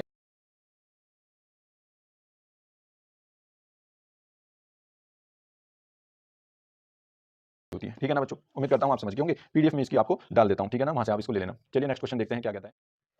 देखिए बच्चों नेक्स्ट क्वेश्चन आपका कह रहा है कि सिद्ध कीजिए कि r त्रिज्या के गोले के अंतर्गत शंकु का महत्तम आयतन गोले के आयतन का 8/27 होता है, ठीक है ना। अब इसको कैसे करेंगे, देखिए सिद्ध कीजिए कि r त्रिज्या के गोले के अंतर्गत शंकु का, यानी हमको क्या बनाना पड़ेगा, r त्रिज्या का एक गोला बनाना पड़ेगा। तो देखिए r त्रिज्या का एक गोला है, बल्कि ये दोनों क्वेश्चन मैं आपको एक ही तरीके से करा दूंगा, बस इसमें कैपिटल R त्रिज्या दे रखी है, इसमें स्मॉल r त्रिज्या दे रखी है ना, दोनों को एक साथ लेकर के चलना, ठीक है ना। तो देखिए मैं एक डायग्राम बनाता हूँ, और ये डायग्राम दोनों ही क्वेश्चंस में सेम बनेगा। हमने पहले एक r त्रिज्या का गोला बनाया, ठीक है। अब इसके अंतर्गत एक शंकु बनाना है, और वो शंकु कुछ इस टाइप का मैंने बना दिया, ठीक है। ये लीजिए ये शंकु बन गया आपका, और ये शंकु की यहाँ से यहाँ तक हो गई हाइट, और ये होगी शंकु की त्रिज्या, ठीक है ना। अब शंकु की त्रिज्या को हमने क्या मान लिया, हमने शंकु की त्रिज्या को r मान लिया, स्मॉल r, और ये है इसकी यहाँ से यहाँ तक की ये कैपिटल R है, ठीक है ना। ये कैपिटल R है इसमें ऊपर, इस वाले क्वेश्चन में, और नीचे वाले क्वेश्चन में यही स्मॉल r रख लेना आप, ठीक है ना। अब इसको तो हमने r मान लिया, ठीक है, और इसको क्या मानेंगे, फिर हम इसको क्या मानेंगे, इसको मानते हैं, चलो इसको स्मॉल r मान लेते हैं, ठीक है ना। इसको क्या मान लेते हैं, स्मॉल r, तो ये हो जाएगा हमारा स्मॉल r यहाँ से यहाँ तक, है ना। एक्स भी ले सकते हैं इसको, हम इसको एक्स भी ले सकते हैं, ठीक है। तो कुछ ही ले लीजिए आप, दोनों एक ही बात है। और अगर देखा जाए तो ये यहाँ से यहाँ तक ये भी आर है, कैपिटल आर, यहाँ तक सिर्फ, यहाँ से सिर्फ यहाँ तक। और ये जो नीचे वाली है ये क्या होगी, अगर मैं इस पूरे शंकु की ऊंचाई को एच मान लूँ, एच मान लूँ, तो ये क्या हो जाएगी, एच माइनस आर हो जाएगी ना, H minus R, capital H minus R. तो अगर मैं इसको देखूँ, ये ओ है और ये ए है और ये बी है, तो अगर मैं इन ट्राइंगल ओ ए बी में देखूँ, बल्कि मैं यहाँ पे लिख देता हूँ in triangle O A B. Question कौन सा है ये आपका, 7वां है ना। चलो 7वां क्वेश्चन कर रहे हैं हम। इन ट्राइंगल ओ ए बी में, ट्राइंगल ओ ए बी में यहाँ पे कर्ण स्क्वायर इक्वल टू लंब स्क्वायर प्लस आधार स्क्वायर होगा। तो ये क्या हो जाएगा, कर्ण square R square equals to लंब स्क्वायर प्लस आधार स्क्वायर, यानी एच माइनस आर का होल स्क्वायर प्लस नीचे वाले का आर का स्क्वायर, यानी स्मॉल आर स्क्वायर, ठीक है ना। अब नीचे वाली को मैं एक्स ले लेता हूँ यार, आर में तुम्हें कन्फ्यूजन होगा, फिर इसको एक्स ले लो, एक्स ले लो इसको एक्स, ठीक है ना। अब क्या करेंगे नेक्स्ट, जो आप ऊपर नीचे वाला क्वेश्चन करोगे उसमें बस इसको स्मॉल आर ले लेना, बाकी सब सेम रखना, कैपिटल आर की जगह स्मॉल आर लिख लेना बस। तो अब देखिए इसको हम करेंगे आर स्क्वायर इक्वल टू, ये हो जाएगा H square plus R square minus 2h R और प्लस में एक्स स्क्वायर। यहाँ से आर स्क्वायर से आर स्क्वायर कैंसिल आउट हो गया, एक्स स्क्वायर की वैल्यू फाइंड करेंगे, तो एक्स स्क्वायर को यहीं छोड़ दो, इन दोनों को उधर पहुंचा दो, ये हो जाएगा 2h R plus H square, ऐसा हो गया कुछ, है ना। 2h स्क्वायर इक्वल्स टू ये हो गया। अब यहाँ से हमें ये देखना है, हमें इसका क्या दिखाना है, आयतन, है ना, किसका, शंकु का आयतन दिखाना है, शंकु का आयतन। अब देखिए किसका दिखाना था भाई, कौन सा क्वेश्चन है ये, गोले के अंतर्गत शंकु का महत्तम आयतन, जी माना शंकु का आयतन क्या हो जाएगा, माना शंकु का आयतन v बराबर 1/3 पाई आर स्क्वायर, लेकिन इसकी शंकु की त्रिज्या क्या है, x मानी है हमने, तो एक्स स्क्वायर मल्टीप्लाई में h, शंकु की ऊंचाई कितनी है, h है, तो h ही रख लो, ठीक है। अब v बराबर, अब ये दोनों शंकु की राशि है ना, x भी और h भी, तो इन दोनों में से एक को एलिमिनेट कर लो, है ना, मतलब दोनों शंकु की राशि नहीं होनी चाहिए, दोनों के वेरिएबल, अब दोनों वेरिएबल हैं शंकु के ही है, तो इनको हम कैसे किसकी रिस्पेक्ट में करें, तो किसी एक को चेंज कर लो। तो हमारे पास π/3 तो है, एक्स स्क्वायर की वैल्यू वो रही ऊपर से ले लो, तो ये हो जाएगा 2h R plus H square और मल्टीप्लाई में h। अब h बचा सिर्फ शंकु का, r तो ये गोले का था ना, तो इससे तो हमें मतलब नहीं, इससे तो कॉन्स्टेंट लेकर के चलेंगे। तो v बराबर हो जाएगा π/3, इसकी मल्टीप्लाई अंदर कर दो, 2h square R plus H cube, ये आपका हो जाएगा, सॉरी ये देखिए यहाँ पे हमने क्या किया, सिर्फ एक्स स्क्वायर की वैल्यू रख दी यहाँ पे, ये 2h R plus H square है ना, और मल्टीप्लाई में h आ गया। अब यहाँ से हमने क्या किया, इस h की मल्टीप्लाई अंदर कर दी, ठीक है ना। अब मैं ये कह रहा था आपको कि एक्स स्क्वायर और h दोनों शंकु के वेरिएबल हैं, इनमें से किसी एक को आपको हटाना पड़ेगा यहाँ से, तो हमने एक्स स्क्वायर को हटा दिया, एक्स स्क्वायर की जगह ये लिख लिया, ठीक है ना। अब देखो सिर्फ h बचा और r बचा, r तो लेकिन वर्त का था, शंकु का तो सिर्फ h ही है, तो जो वर्त का है उसको तो हम कांस्टेंट मान लेंगे, कोई दिक्कत नहीं है, ठीक है, इसको कांस्टेंट मान करके चलेंगे। अब आपका ये फंक्शन तैयार हो गया, अब हमें क्या करना है, बस इसको समीकरण 1 बना लो और यहाँ से इसका अवकलन कर दो, dv अपॉन डी एच की रिस्पेक्ट में, तो π/3 ये हो जाएगा, h का ही 2 आ जाएगा, 2 दूनी 4, h r आ गया और प्लस में ये आ जाएगा 3h स्क्वायर, ठीक है ना। एक बार आपको इसको 0 रखना पड़ेगा उच्चतम और निम्नतम के लिए, तो dv अपॉन डी एच बराबर 0, जब इसको 0 रखेंगे ये पूरा 0 हो जाएगा, 4/3 π/3 ये आ जाएगा 4h r plus 3h square equals to 0, ये सारा 0, तो 4h r plus 3h square equals to 0। यहाँ से किसकी वैल्यू आएगी, h की वैल्यू निकालते हैं, तो ये उधर गया, ये आया 4h r plus sorry equals to, ये माइनस होगा ना यहाँ पे कुछ तो माइनस होगा ना, हाँ ये माइनस था यहाँ पे, देखो ये गया उधर तो प्लस हो गया, ये गया उधर तो ये माइनस हो गया, तो यहाँ पे ये माइनस है, सॉरी बच्चों, है ना, ये माइनस है, ये भी माइनस है, ये भी माइनस है, ये भी माइनस है, ये भी माइनस है, गलती का पता चल ही जाता है ना कभी कभार, लेकिन ठीक है। देखिए अब देखिए यहाँ से ये उधर जाएगा, ये हो जाएगा 3h स्क्वायर, तो एक h से एक h कट जाएगा, तो यहाँ से r की वैल्यू नहीं निकालनी, h की वैल्यू निकालनी, तो h की वैल्यू क्या आ जाएगी 4r अपॉन में 3, ठीक है। देखिए नेक्स्ट क्वेश्चन में आपको क्या प्रूफ करना था, 4r अपॉन 3 प्रूफ करना है, बस r की जगह स्मॉल r है, बस ये आप यहाँ पे रख लेना, स्मॉल r आ जाएगा, ठीक है। अब हमें ये भी दिखाना है कि ये उच्चतम है ये दिखाना है, तो हमें इसका सेकंड डेरिवेटिव करना पड़ेगा। अब देखिए सेकंड डेरिवेटिव करते हैं इसका d2v upon D H square, इसका करते हैं, ये है समीकरण, इसको 2 मान लेना और कह देना समीकरण 2 का पुनः अवकलन करने पर, तो ये आ जाएगा 4π/3 और आर की एच की रिस्पेक्ट में है तो एच 1 हो जाएगा 4r मिलेगा, माइनस यहाँ पे एच की रिस्पेक्ट में माइनस के ये आ जाएगा 6h। अब इस r की जगह या इस h की जगह, सॉरी h की जगह d2v/dh², जो वेरिएबल है उस शंकु का एक, उस पर देखना है। तो h बराबर 4r/3 पर देख रहे हैं हम, तो ये क्या हो जाएगा π/3 4r minus 6 multiply by 4r/3, ये हो जाएगा 3 दूनी 6 4 दूनी 8, और 4r में से 8r गए, माइनस के 4r बचेंगे, तो माइनस के 4πr/3 निगेटिव आया, लेस देन 0 आया। इसका मतलब जो हम आयतन लेकर के चले थे वो उच्चतम आयतन है।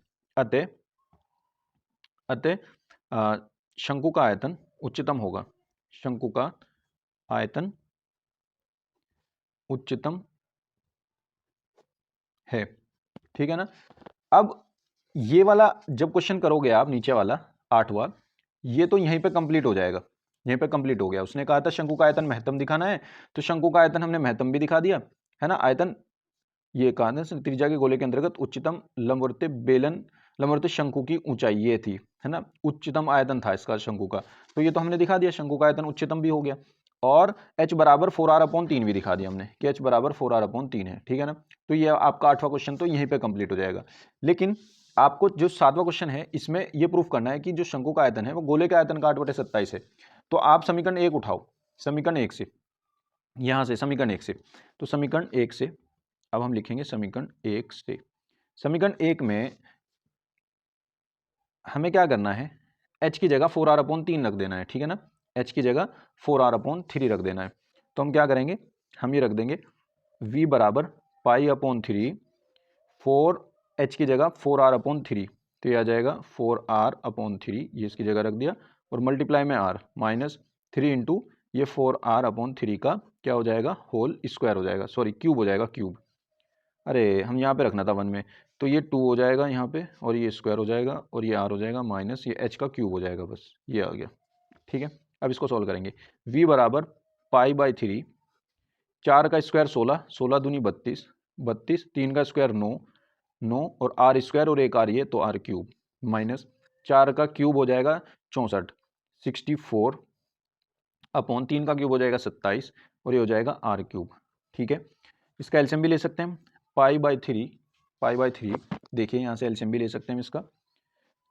एलसीएम नहीं, हम कॉमन ले लेंगे, वो ज़्यादा आसान रहेगा, ठीक है ना। तो हम ले लेते हैं 32r/9 कॉमन ले लेते हैं यहाँ से, तो यहाँ क्या बचेगा, यहाँ बचेगा 1 माइनस 32 दूनी 64, 2/9 27 3, ये बचेगा 3 एकम 3 माइनस 2 1/3, तो 1/3 बचेगा π/3, और ये हो जाएगा 32/9 r क्यूब, और ये मल्टीप्लाई में इसके बचेगा 1/3, ठीक है।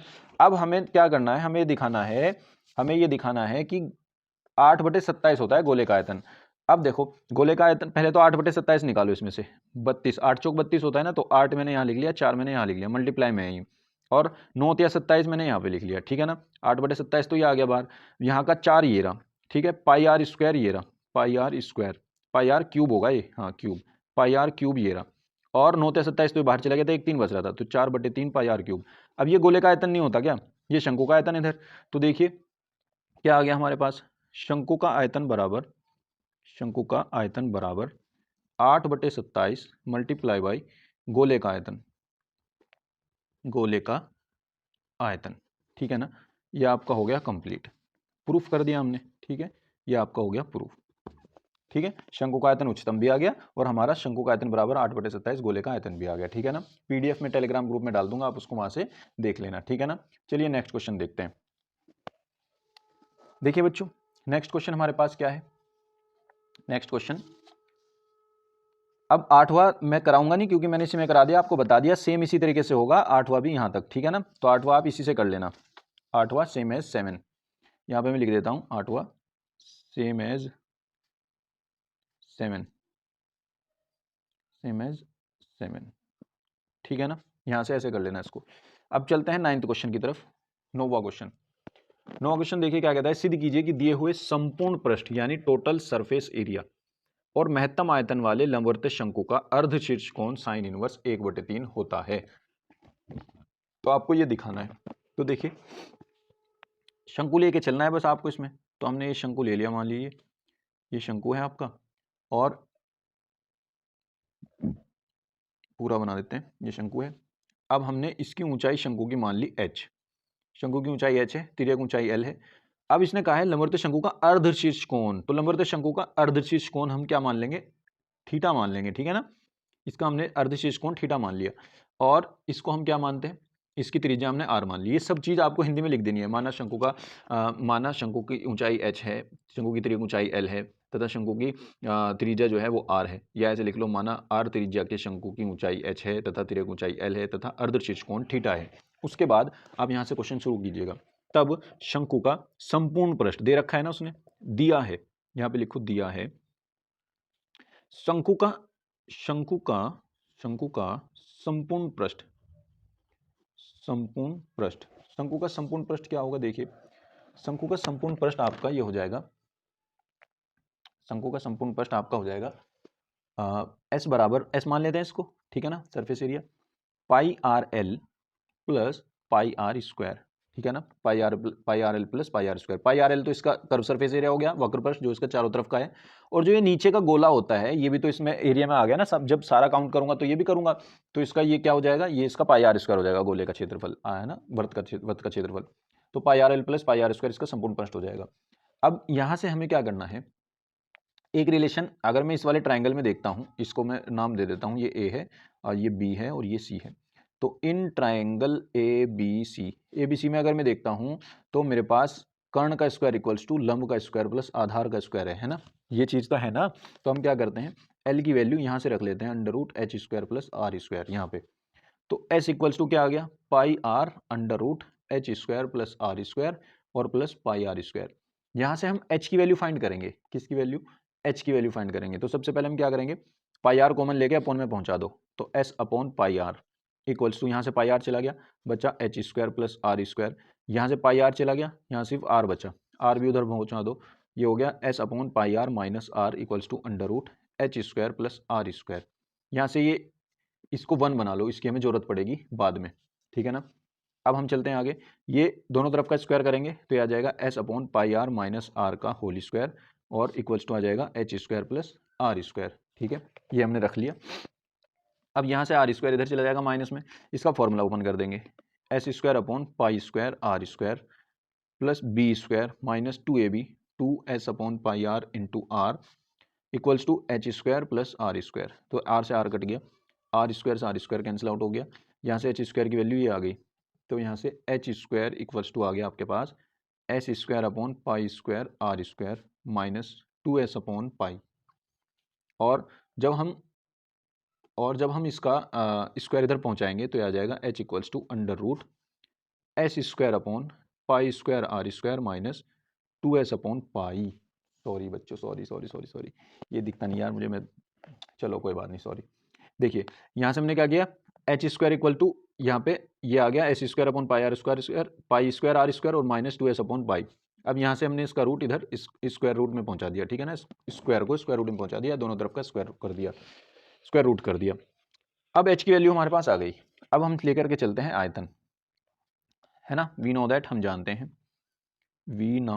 जानते हैं बेलन का शंकु का आयतन क्या होगा, v बराबर 1/3 पाई आर स्क्वायर एच, तो v बराबर 1/3 पाई आर स्क्वायर, एच की वैल्यू रखेंगे ये वाली under root S square upon pi square R square minus 2s upon pi, ठीक है।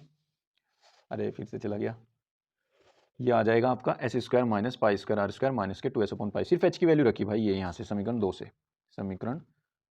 से, ठीक है।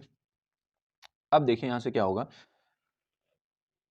1/3 पाई आर स्क्वायर, अब अगर अंदर से मैं pi square R square common ले लूँ, चलो पहले एलसीएम लेते हैं फिर उसके बाद कॉमन लेंगे, तो पाई स्क्वायर आर स्क्वायर हमने एलसीएम ले लिया, तो यहाँ तो एस स्क्वायर ही बचेगा माइनस, यहाँ एक पाई था एक पाई नहीं था, तो ये हो जाएगा 2s पाई आर स्क्वायर, ऊपर मल्टीप्लाई हो जाएगी उसकी, और जब इसको पाई स्क्वायर आर स्क्वायर को रूट से बाहर करूँगा तो ये हो जाएगा 1/3 पाई आर स्क्वायर अपॉन में आ जाएगा आपका अपॉन में क्या आ जाएगा आपके पाई आर, है ना, और अंडर रूट में आ जाएगा आपका S square minus 2s pi R square.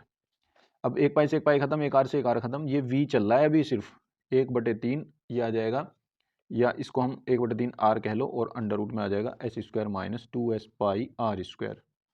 ठीक है, अब ये आ गया। अब दोनों तरफ का स्क्वायर करो, ये हो जाएगा वी स्क्वायर बराबर आर स्क्वायर अपॉन 9 और ये हो जाएगा, इसका रूट हट जाएगा 2s पाई आर स्क्वायर। अब इसकी मल्टीप्लाई अंदर कर दो तो ये हो जाएगा S square R square upon 9 minus ये आ जाएगा 2s pi R cube upon 9। Cube है नहीं, स्क्वायर अंदर है स्क्वायर बाहर है तो 4 हो जाएगी, पावर पावर में आ जाएगा 4। ठीक है ना। अब इसका अवकलन करेंगे। देखिए अब यहाँ पे हमें ये चीज़ ध्यान रखनी है कि अगर वी स्क्वायर हमने उच्चतम दिखा दिया तो इसका मतलब वी भी उच्चतम ही होगा। ठीक है ना, अगर वी स्क्वायर को हम उच्चतम दिखा रहे हैं तो वी भी उच्चतम ही होगा।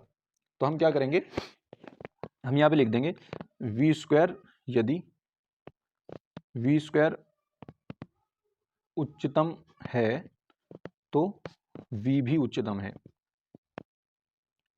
वी भी उच्चतम है। तो हम ना कि v को लेके चलेंगे, हम वी स्क्वायर को ही लेकर के चल देंगे। ठीक है ना, तो हम इसका अवकलन करेंगे D V square upon D R, है ना, एस आर के रेस्पेक्ट में कर दो तो ये क्या हो जाएगा एस स्क्वायर अपॉन 9, तो ठीक है ये हो जाएगा 2r माइनस यहाँ पे हो जाएगा 4 दूनी 8 एस पाई आर क्यूब बटे में आ जाएगा 9।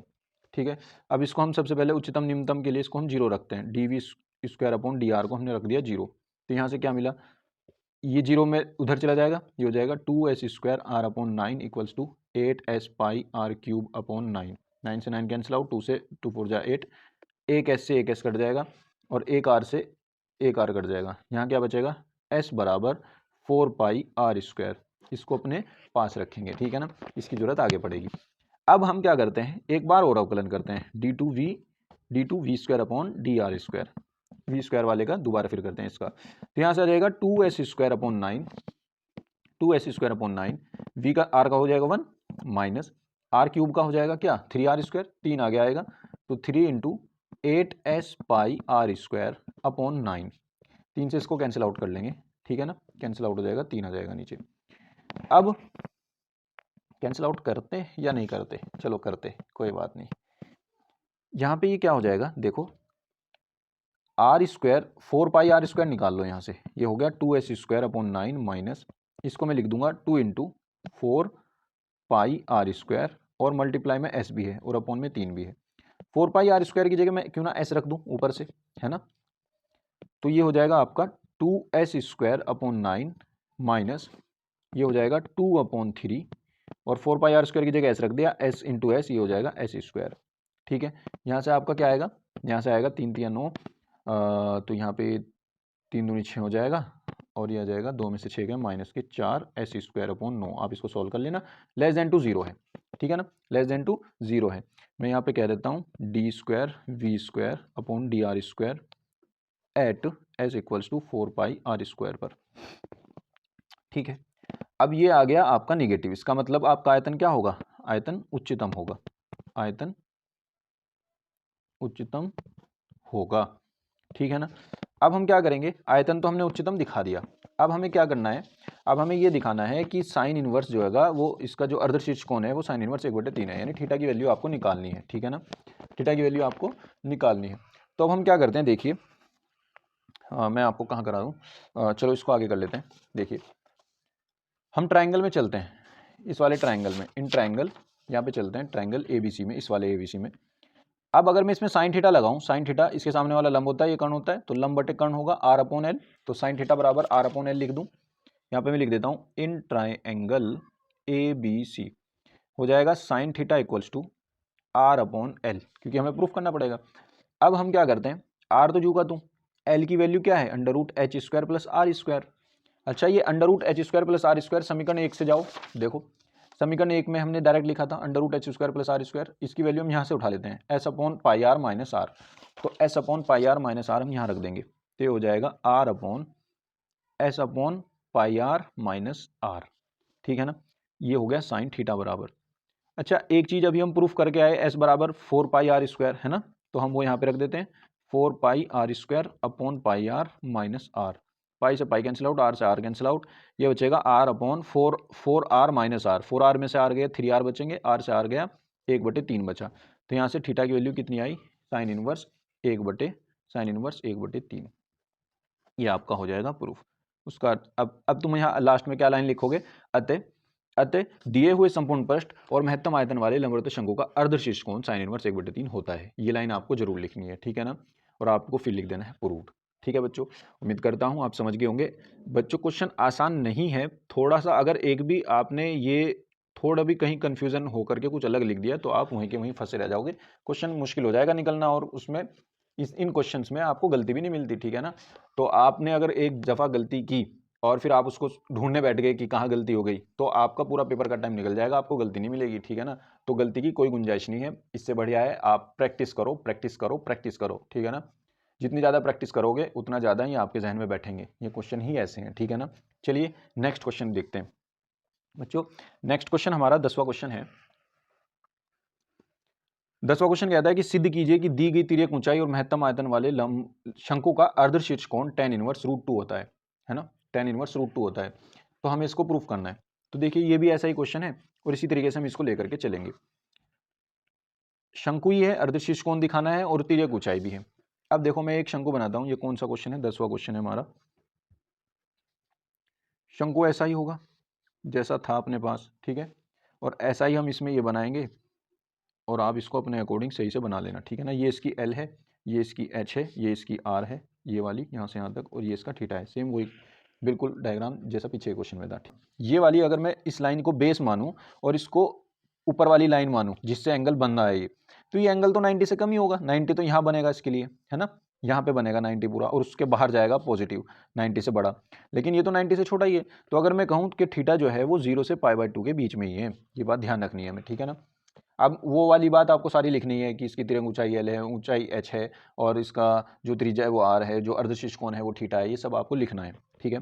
अब इस ट्राइंगल में चलो ABC, अगर मैं इसको लेकर के चलूँ in triangle ABC, triangle ABC में, अगर इस ट्राइंगल में मैं क्या करता हूँ, अगर मैं साइन थीटा ले लेता हूँ, हाँ साइन थीटा, तो साइन थीटा क्या होगा, साइन थीटा लंब बटे कर्ण, लंब R है, ये L है, तो R/L, तो R बराबर क्या हो जाएगा, L साइन थीटा, R बराबर L साइन थीटा, है ना, ये हो गया। और दूसरा, अगर इसमें मैं कोस थीटा लगाऊं तो कोस थीटा होता है हमारा आधार बटे कर्ण, इसका आधार H है और ये L है, तो आधार बटे कर्ण H/L, तो यहाँ से हो जाएगा L कोस थीटा आपका H हो जाएगा, यानी R की वैल्यू भी L साइन थीटा और H की वैल्यू L कोस थीटा आ गई है।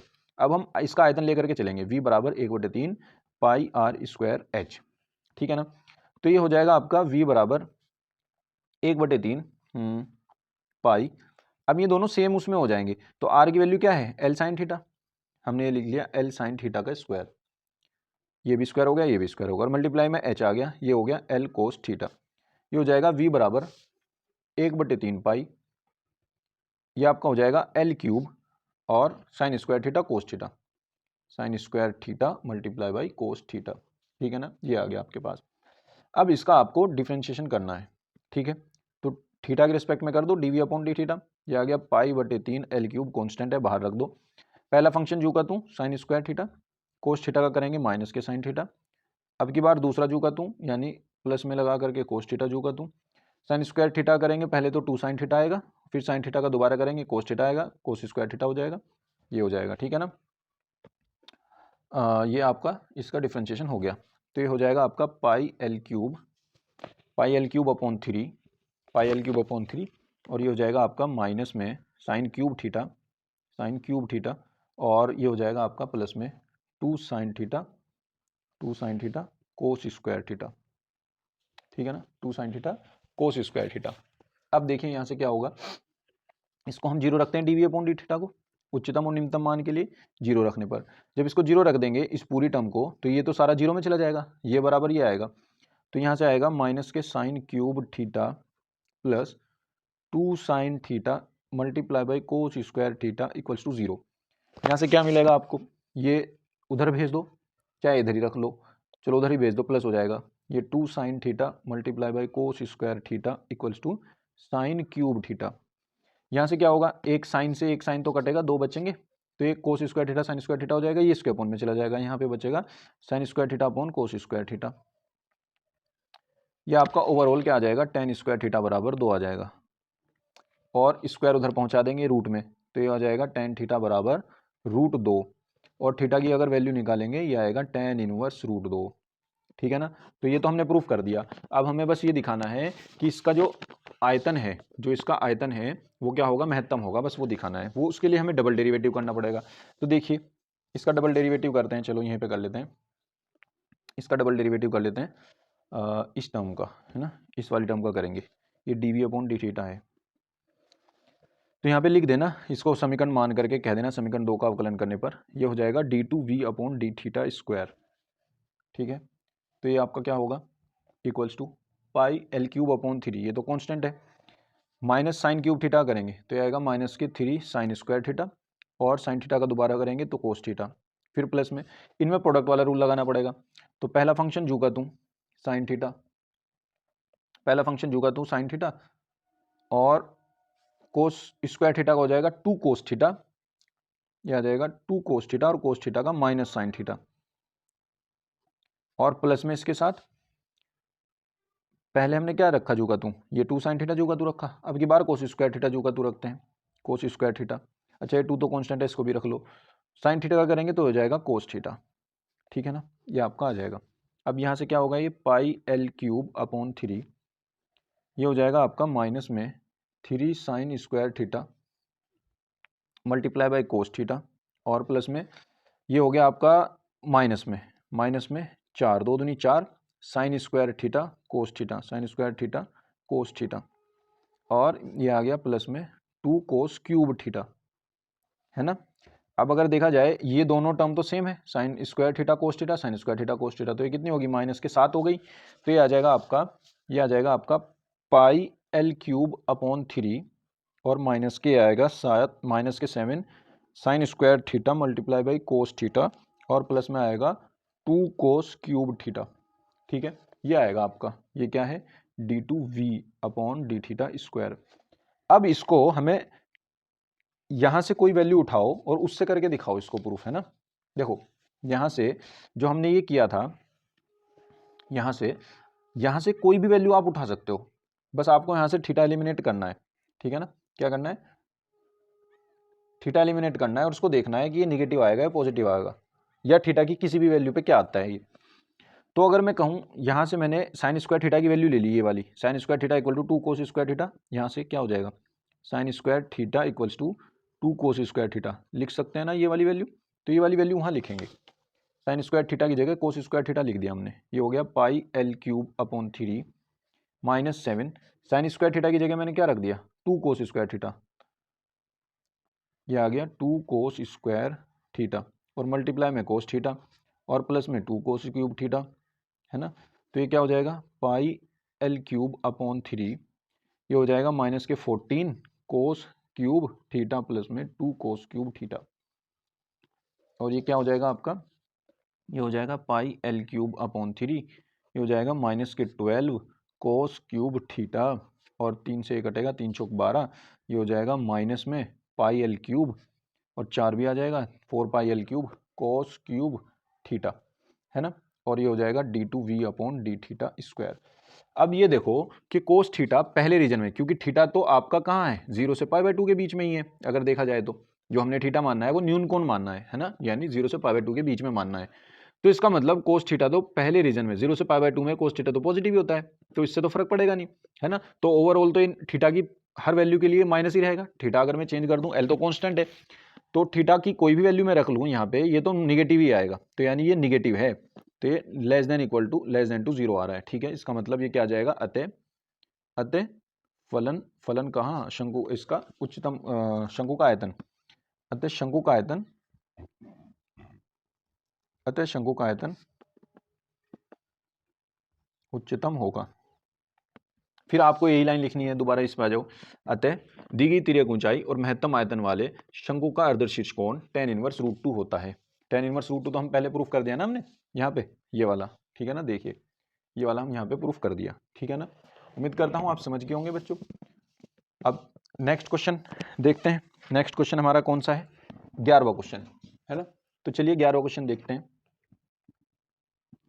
देखिए बच्चों नेक्स्ट क्वेश्चन आपका 11 का, सिद्ध कीजिए कि r त्रिज्या के गोले के अंतर्गत अधिकतम आयतन के बेलन की ऊंचाई 2r/√3 है, ये हमें प्रूफ करना है। तो r त्रिज्या का गोला है और उसके अंतर्गत अधिकतम आयतन का बेलन है, यानी बेलन है उसके अंदर उसका आयतन हमें अधिकतम दिखाना है। तो आपको सबसे पहले तो एक गोला बनाना पड़ेगा, आर त्रिज्या का गोला बना, इसके अंतर्गत हमें एक शंकु बनाना पड़ेगा, इसके अंतर्गत हमें एक शंकु बनाना पड़ेगा। तो यहाँ से ये शंकु बना देते हैं, कुछ ऐसा सा शंकु है, ठीक है। पेपर में भी आपको डायग्राम बनाना है, पेन से भी बना सकते हैं, वैसे तो पेंसिल से बना सकते हैं, लेकिन इतनी बड़ी जो है ये कलाकारी तो है नहीं, है ना, ये तो बन ही जाएगा डायग्राम, तो आप इसको पेन से बना देना, कोई दिक्कत नहीं है। तो ये तो हो जाएगा एच, ये तो एक रफली आइडिया है बस, ठीक है ना। और यहाँ पे ये हमने इसकी हाइट मान ली एच, किसकी मानी हमने, ये बेलन की हाइट, ठीक है ना, बेलन की हाइट है ये, थोड़ा ऊपर जा रहा है ये, लेकिन ये बेलन की हाइट है, लिख लेना, माना बेलन की ऊंचाई एच है। और ये जो है गोले की त्रिज्या आर है, क्योंकि उसने दी है गोले की त्रिज्या आर है, तो ये वाली भी आर है, ये वाली भी आर है, ठीक है ना।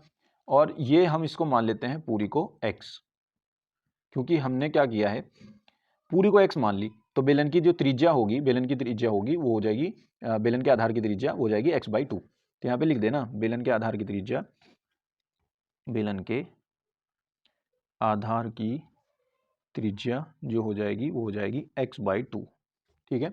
हम क्योंकि हम इस ट्रायंगल का यूज करेंगे और हम इस पूरे को x को ही लेंगे, ठीक है ना। यहाँ से ये हाइट तो इसकी h हो जाएगी, ये h हो जाएगी हाइट, ठीक है। अब हम क्या करते हैं, देखो अगर मैं इसको a कहूँ, इसको b कहूँ, इसको c कहूँ, तो इन ट्रायंगल ABC है ना, in triangle ABC, triangle ABC, तो ये क्या होगा इन ट्रायंगल ABC में, ये हमारा हो जाएगा कर्ण स्क्वायर इक्वल टू लंब स्क्वायर प्लस आधार स्क्वायर। कर्ण स्क्वायर क्या होगा, ये पूरा AC का स्क्वायर, यानी are square plus are 2r का स्क्वायर, तो ये 2r का स्क्वायर होगा, 2r का स्क्वायर इक्वल्स टू लंब स्क्वायर आधार स्क्वायर, लंब है h का स्क्वायर, आधार है x का स्क्वायर। तो यहाँ से ये क्या वैल्यू आएगी, x की वैल्यू आपकी आएगी 4r square minus h square equals to x square. इसको 1 बना लो, यहीं छोड़ दो। अब आगे चलो, उसने कहा था कि बेलन का आयतन लेना है, तो बेलन का आयतन क्या होता है, तब माना बेलन का आयतन v बराबर क्या होता है, पाई आर स्क्वायर h होता है, ठीक है ना। यहाँ पे हम क्या करेंगे, इसका इसमें हम, अच्छा एक बात और, बेलन की जो त्रिज्या थी वो तो x/2 थी ना, तो r की जगह हमें x/2 रखना पड़ेगा, तो v बराबर पाई, ये हो जाएगा x/2 का स्क्वायर इंटू h, इंटू में आ जाएगा h, ठीक है ना। तो यहाँ से आ जाएगा v बराबर पाई, और ये आ जाएगा आपका h, और ये आ जाएगा आपका x स्क्वायर अपॉन में आ जाएगा 2 का स्क्वायर 4, ठीक है। एक्स स्क्वायर की वैल्यू यहाँ से रख देंगे, तो ये हो जाएगा v बराबर पाई h अपॉन 4, और ये आ जाएगा 4r square minus h square. अब इस h स्क्वायर के अंदर मल्टीप्लाई कर लो, तो ये हो जाएगा v बराबर पाई अपॉन 4, इस h के अंदर मल्टीप्लाई कर लो, 4r square h minus h cube, ठीक है। अब ये क्या हो जाएगा, इसका अवकलन करते हैं, dw/2h, तो ये हो जाएगा dv upon dh equals to pi upon 4, और ये हो जाएगा 4r स्क्वायर, h का तो 1 हो गया, माइनस ये हो जाएगा 3h स्क्वायर, ठीक है ना, आसान है। अब देखिए इसको हमें जीरो रखना पड़ेगा, dv अपॉन डी को जीरो रखते हैं उच्चतम व निम्नतम मान के लिए, तो जब इस सब को जीरो रख दूंगा तो यहाँ से आएगा पाई/4 multiply by 4r square minus 3h square equals to 0, ये जीरो में चला जाएगा, 4r स्क्वायर माइनस में आएगा 3h स्क्वायर इक्वल्स टू 0, यहाँ से आएगा 4r square equals to 3h square, यहाँ से हमें किसकी वैल्यू निकालनी है, h की, तो ये इधर आ जाएगा 4r स्क्वायर अपॉन में आ जाएगा 3 इक्वल्स टू h स्क्वायर, दोनों और का स्क्वायर रूट कर देंगे, 4 का स्क्वायर रूट तो 2 ही होता है, r का स्क्वायर रूट r हो जाएगा, अपॉन में √3 हो जाएगा, इक्वल्स टू h आ जाएगा, तो h बराबर 2r अपॉन √3 आ गया, ये तो बात प्रूफ हुई। अब आयतन को हमें क्या दिखाना है, उच्चतम भी दिखाना है, तो d2v अपॉन dh स्क्वायर निकालो, d2v upon D H square इसी का निकलेगा, समीकरण 1 का, यहाँ से कह देना समीकरण 1 से, तो हो जाएगा पाई अपॉन 4, ये तो कांस्टेंट है, 0 हो गया, 3 दूनी 6, h आ गया, h की वैल्यू चाहे यहाँ पे रख लो, ये d2v upon D H square जो निकाल लें हम, ये हम h बराबर 2r अपॉन √3 पर देख रहे हैं, तो आ जाएगा पाई/4 माइनस 6 इंटू 2r अपॉन √3। तो अगर ओवरऑल देखा जाए ये 6 दूनी 12, 4 तिया 12, ये हो जाएगा माइनस के 3 पाई r अपॉन के √3। ओवरऑल देखा जाए तो निगेटिव है, निगेटिव मतलब लेस देन टू 0 है, तो इसका मतलब अतः आयतन क्या हो जाएगा, उच्चतम हो जाएगा, अतः आयतन उच्चतम होगा। बस अब तो आपको लास्ट में क्वेश्चन में से लाइन लिखनी है, अतः आयतन उच्चतम है, यहाँ पे आपको ये वाली लाइन लिख देनी है कि अतः r त्रिज्या के गोले के अंतर्गत अधिकतम आयतन के बेलन की ऊंचाई 2r अपॉन √3 है, ठीक है ना, ये 2r अपॉन √3 हमने निकाली दी, ठीक है बच्चों। नेक्स्ट क्वेश्चन देखते हैं, चलो 12वां क्वेश्चन देखो, यहाँ से क्या होगा 12वां क्वेश्चन में, ऐसी दो संख्या ज्ञात कीजिए जिनका योगफल 6 है और घनों का योगफल न्यूनतम है। ये आसान क्वेश्चन है, 2024 में आया हुआ। देखो ये भी है ना। तो 2024 में इसके जैसे क्वेश्चन आए हुए हैं, एक घनों का भी आया हुआ है, एक वर्गों का भी आया हुआ है। आपकी बुक में है ये क्वेश्चन, लास्ट एक्सरसाइज में ही है, इस वाले चैप्टर में लास्ट एक्सरसाइज में उसमें है ये क्वेश्चन। 2-3 क्वेश्चन ये इकट्ठे से हैं एक साथ, तो आप इनको कर लेना, ठीक है ना। आसान भी हैं बहुत। तो देखिए इसने कहा ऐसी दो संख्या ज्ञात कीजिए जिनका योगफल 6 है। तो हमने मान लिया कि पहली संख्या जो होगी उसमें, माना पहली संख्या x है, पहली संख्या x है, तो दूसरी संख्या तो ऑटोमेटिक 6 माइनस एक्स हो जाएगी क्योंकि दोनों का योग 6 है। तो दूसरी संख्या क्या हो जाएगी, दूसरी संख्या हो जाएगी 6 माइनस एक्स, ठीक है। अब देखिए उसने कहा है कि घनों का योगफल न्यूनतम है, बस घनों का योगफल हमारा फंक्शन बन जाएगा। अतः जो फंक्शन बन गया x का वो घनों का योगफल बन गया। इन दोनों का घन ले लो और उसका योगफल कर दो, ये न्यूनतम दिखाना है अब मुझे। बस इसका डिफ्रेंशिएशन करो, एफ डैश एक्स बराबर ही आ जाएगा 3x² प्लस 3 आगे 6 माइनस एक्स का स्क्वायर, और 6 माइनस एक्स का दोबारा करेंगे -1। तो ये हो जाएगा एफ डैश एक्स बराबर 3x² minus 3 into 6 minus X का स्क्वायर क्या हो जाएगा, ये हो जाएगा 36 प्लस x² माइनस 6 दूनी 12x, ठीक है। ये हो जाएगा 3x² माइनस 36 तिया 6 तिया 18 3 तिया 9 और 1 10 माइनस के 108 और माइनस के 3x² और माइनस माइनस प्लस 12 तिया 36 x आ जाएगा, ठीक है ना। और ये आपका क्या हो जाएगा, और ये हमने अरे यार ये हमने इसका पता नहीं क्यों खोल दिया है जल्दी जल्दी में, खोलने की जरूरत भी नहीं है इसको, ये तो ऐसे ही निकल जाएगा, है ना। एफ डैश एक्स को बस आप 0 रख दो, यहाँ पे 0 रख दो उच्चतम निम्नतम के मान के लिए। तो ये क्या हो जाएगा 3x² minus 3 into 6 minus X का होल स्क्वायर इक्वल्स टू 0 हो जाएगा, है ना। ये माइनस यहाँ आ गया, सारे को 0 रखेंगे तो ये उधर जाएगा, प्लस हो जाएगा 3x² equals to 3 into 6 minus X का होल स्क्वायर, 3 से 3 कट गया, दोनों और का स्क्वायर रूट ले लेंगे तो x इक्वल्स टू क्या आ जाएगा 6 माइनस एक्स आ जाएगा। तो ये क्या हो जाएगा इधर आ जाएगा, तो ये हो जाएगा 2x इक्वल्स टू 6, एक्स की वैल्यू आ जाएगी 3, ठीक है ना। x की वैल्यू क्या आ जाएगी 3 आ जाएगी। अब x की वैल्यू 3 आ गई तो दूसरी वाली संख्या क्या होगी, पहली संख्या तो x है। अब एक बार पहले उच्चतम देखते हैं, एफ डबल डैश एक्स निकालो, एफ डबल डैश एक्स कहाँ से निकलेगा, यहीं से निकाल लेते हैं। 3 दूनी 6x आ गया, माइनस में 3 तो ये पहले से ही था, माइनस के 3 ये, और इसका 6 माइनस एक्स का करेंगे तो 2 आगे आ जाएगा 6 माइनस एक्स, और इसकी पावर में 1 आ जाएगा अब की बार, और ये 2 माइनस से 1 हो जाएगा दोबारा 6x माइनस के, ये हो जाएगा 3 दूनी 6 माइनस माइनस प्लस और 6 माइनस एक्स, ठीक है ना। अब ये क्या हो जाएगा 6x प्लस 6 चंग 36 और माइनस के 6x, 6x से 6x कट गया, ये 36 बच गया, ये तो पहले से ही 0 है। x की प्रत्येक वैल्यू के लिए ये 36 ग्रेटर देन टू 0 रहेगा, ठीक है ना। चाहे x बराबर 3 भी रख लो यहाँ। अतः x बराबर 3 पर, या x बराबर 3 कहाँ, पहली संख्या तो हमारी 3 होगी, बस आप यहाँ पे लिखो अतः संख्याओं के घनों का योग उच्चतम होगा, संख्याओं के निम्नतम होगा, संख्याओं के घनों का योग, घनों का योग निम्नतम है। तब संख्याएं क्या होंगी, संख्याएं क्या हैं तब, संख्या हमारी एक तो 3 आ गई और दूसरी क्या आ गई, दूसरी संख्या, ये तो पहली संख्या आ गई, दूसरी संख्या हमारी आ गई 6 माइनस एक्स, दूसरी संख्या बराबर 6 माइनस 3 यानी ये आ गई 3, ठीक है ना। ये भी 3 है, ये भी 3 है, ठीक है। तो आपका ये क्वेश्चन हो जाएगा कंप्लीट, ठीक है बच्चों। इसके जैसे ही क्वेश्चन एक दो और हैं वो आप बुक में से कर लीजिएगा, ठीक है ना। तो मैंने अपनी तरफ से आपको बहुत से इंपॉर्टेंट क्वेश्चन करा दिए हैं, ठीक है ना। यही क्वेश्चन बार बार आ रहे हैं, इनको तो आप बिल्कुल घोल करके पी जाना, ठीक है ना। बिल्कुल आप इनको रट लेना एक तरीके से, ठीक है ना। वैसे तो मैंने अच्छे से करा दिए हैं, अब रटने की जरूरत तो होगी नहीं आपको, लेकिन फिर भी अगर आप किसी भी तरीके से इनको ना कर पाओ तो एक ही चांस बचता है बस, लास्ट में आपको इनको याद करना है अच्छी तरीके से, ठीक है ना, क्योंकि 8 नंबर तो लाने ही है ना। हाँ, तो आप बिल्कुल इसको कर लेना, ठीक है।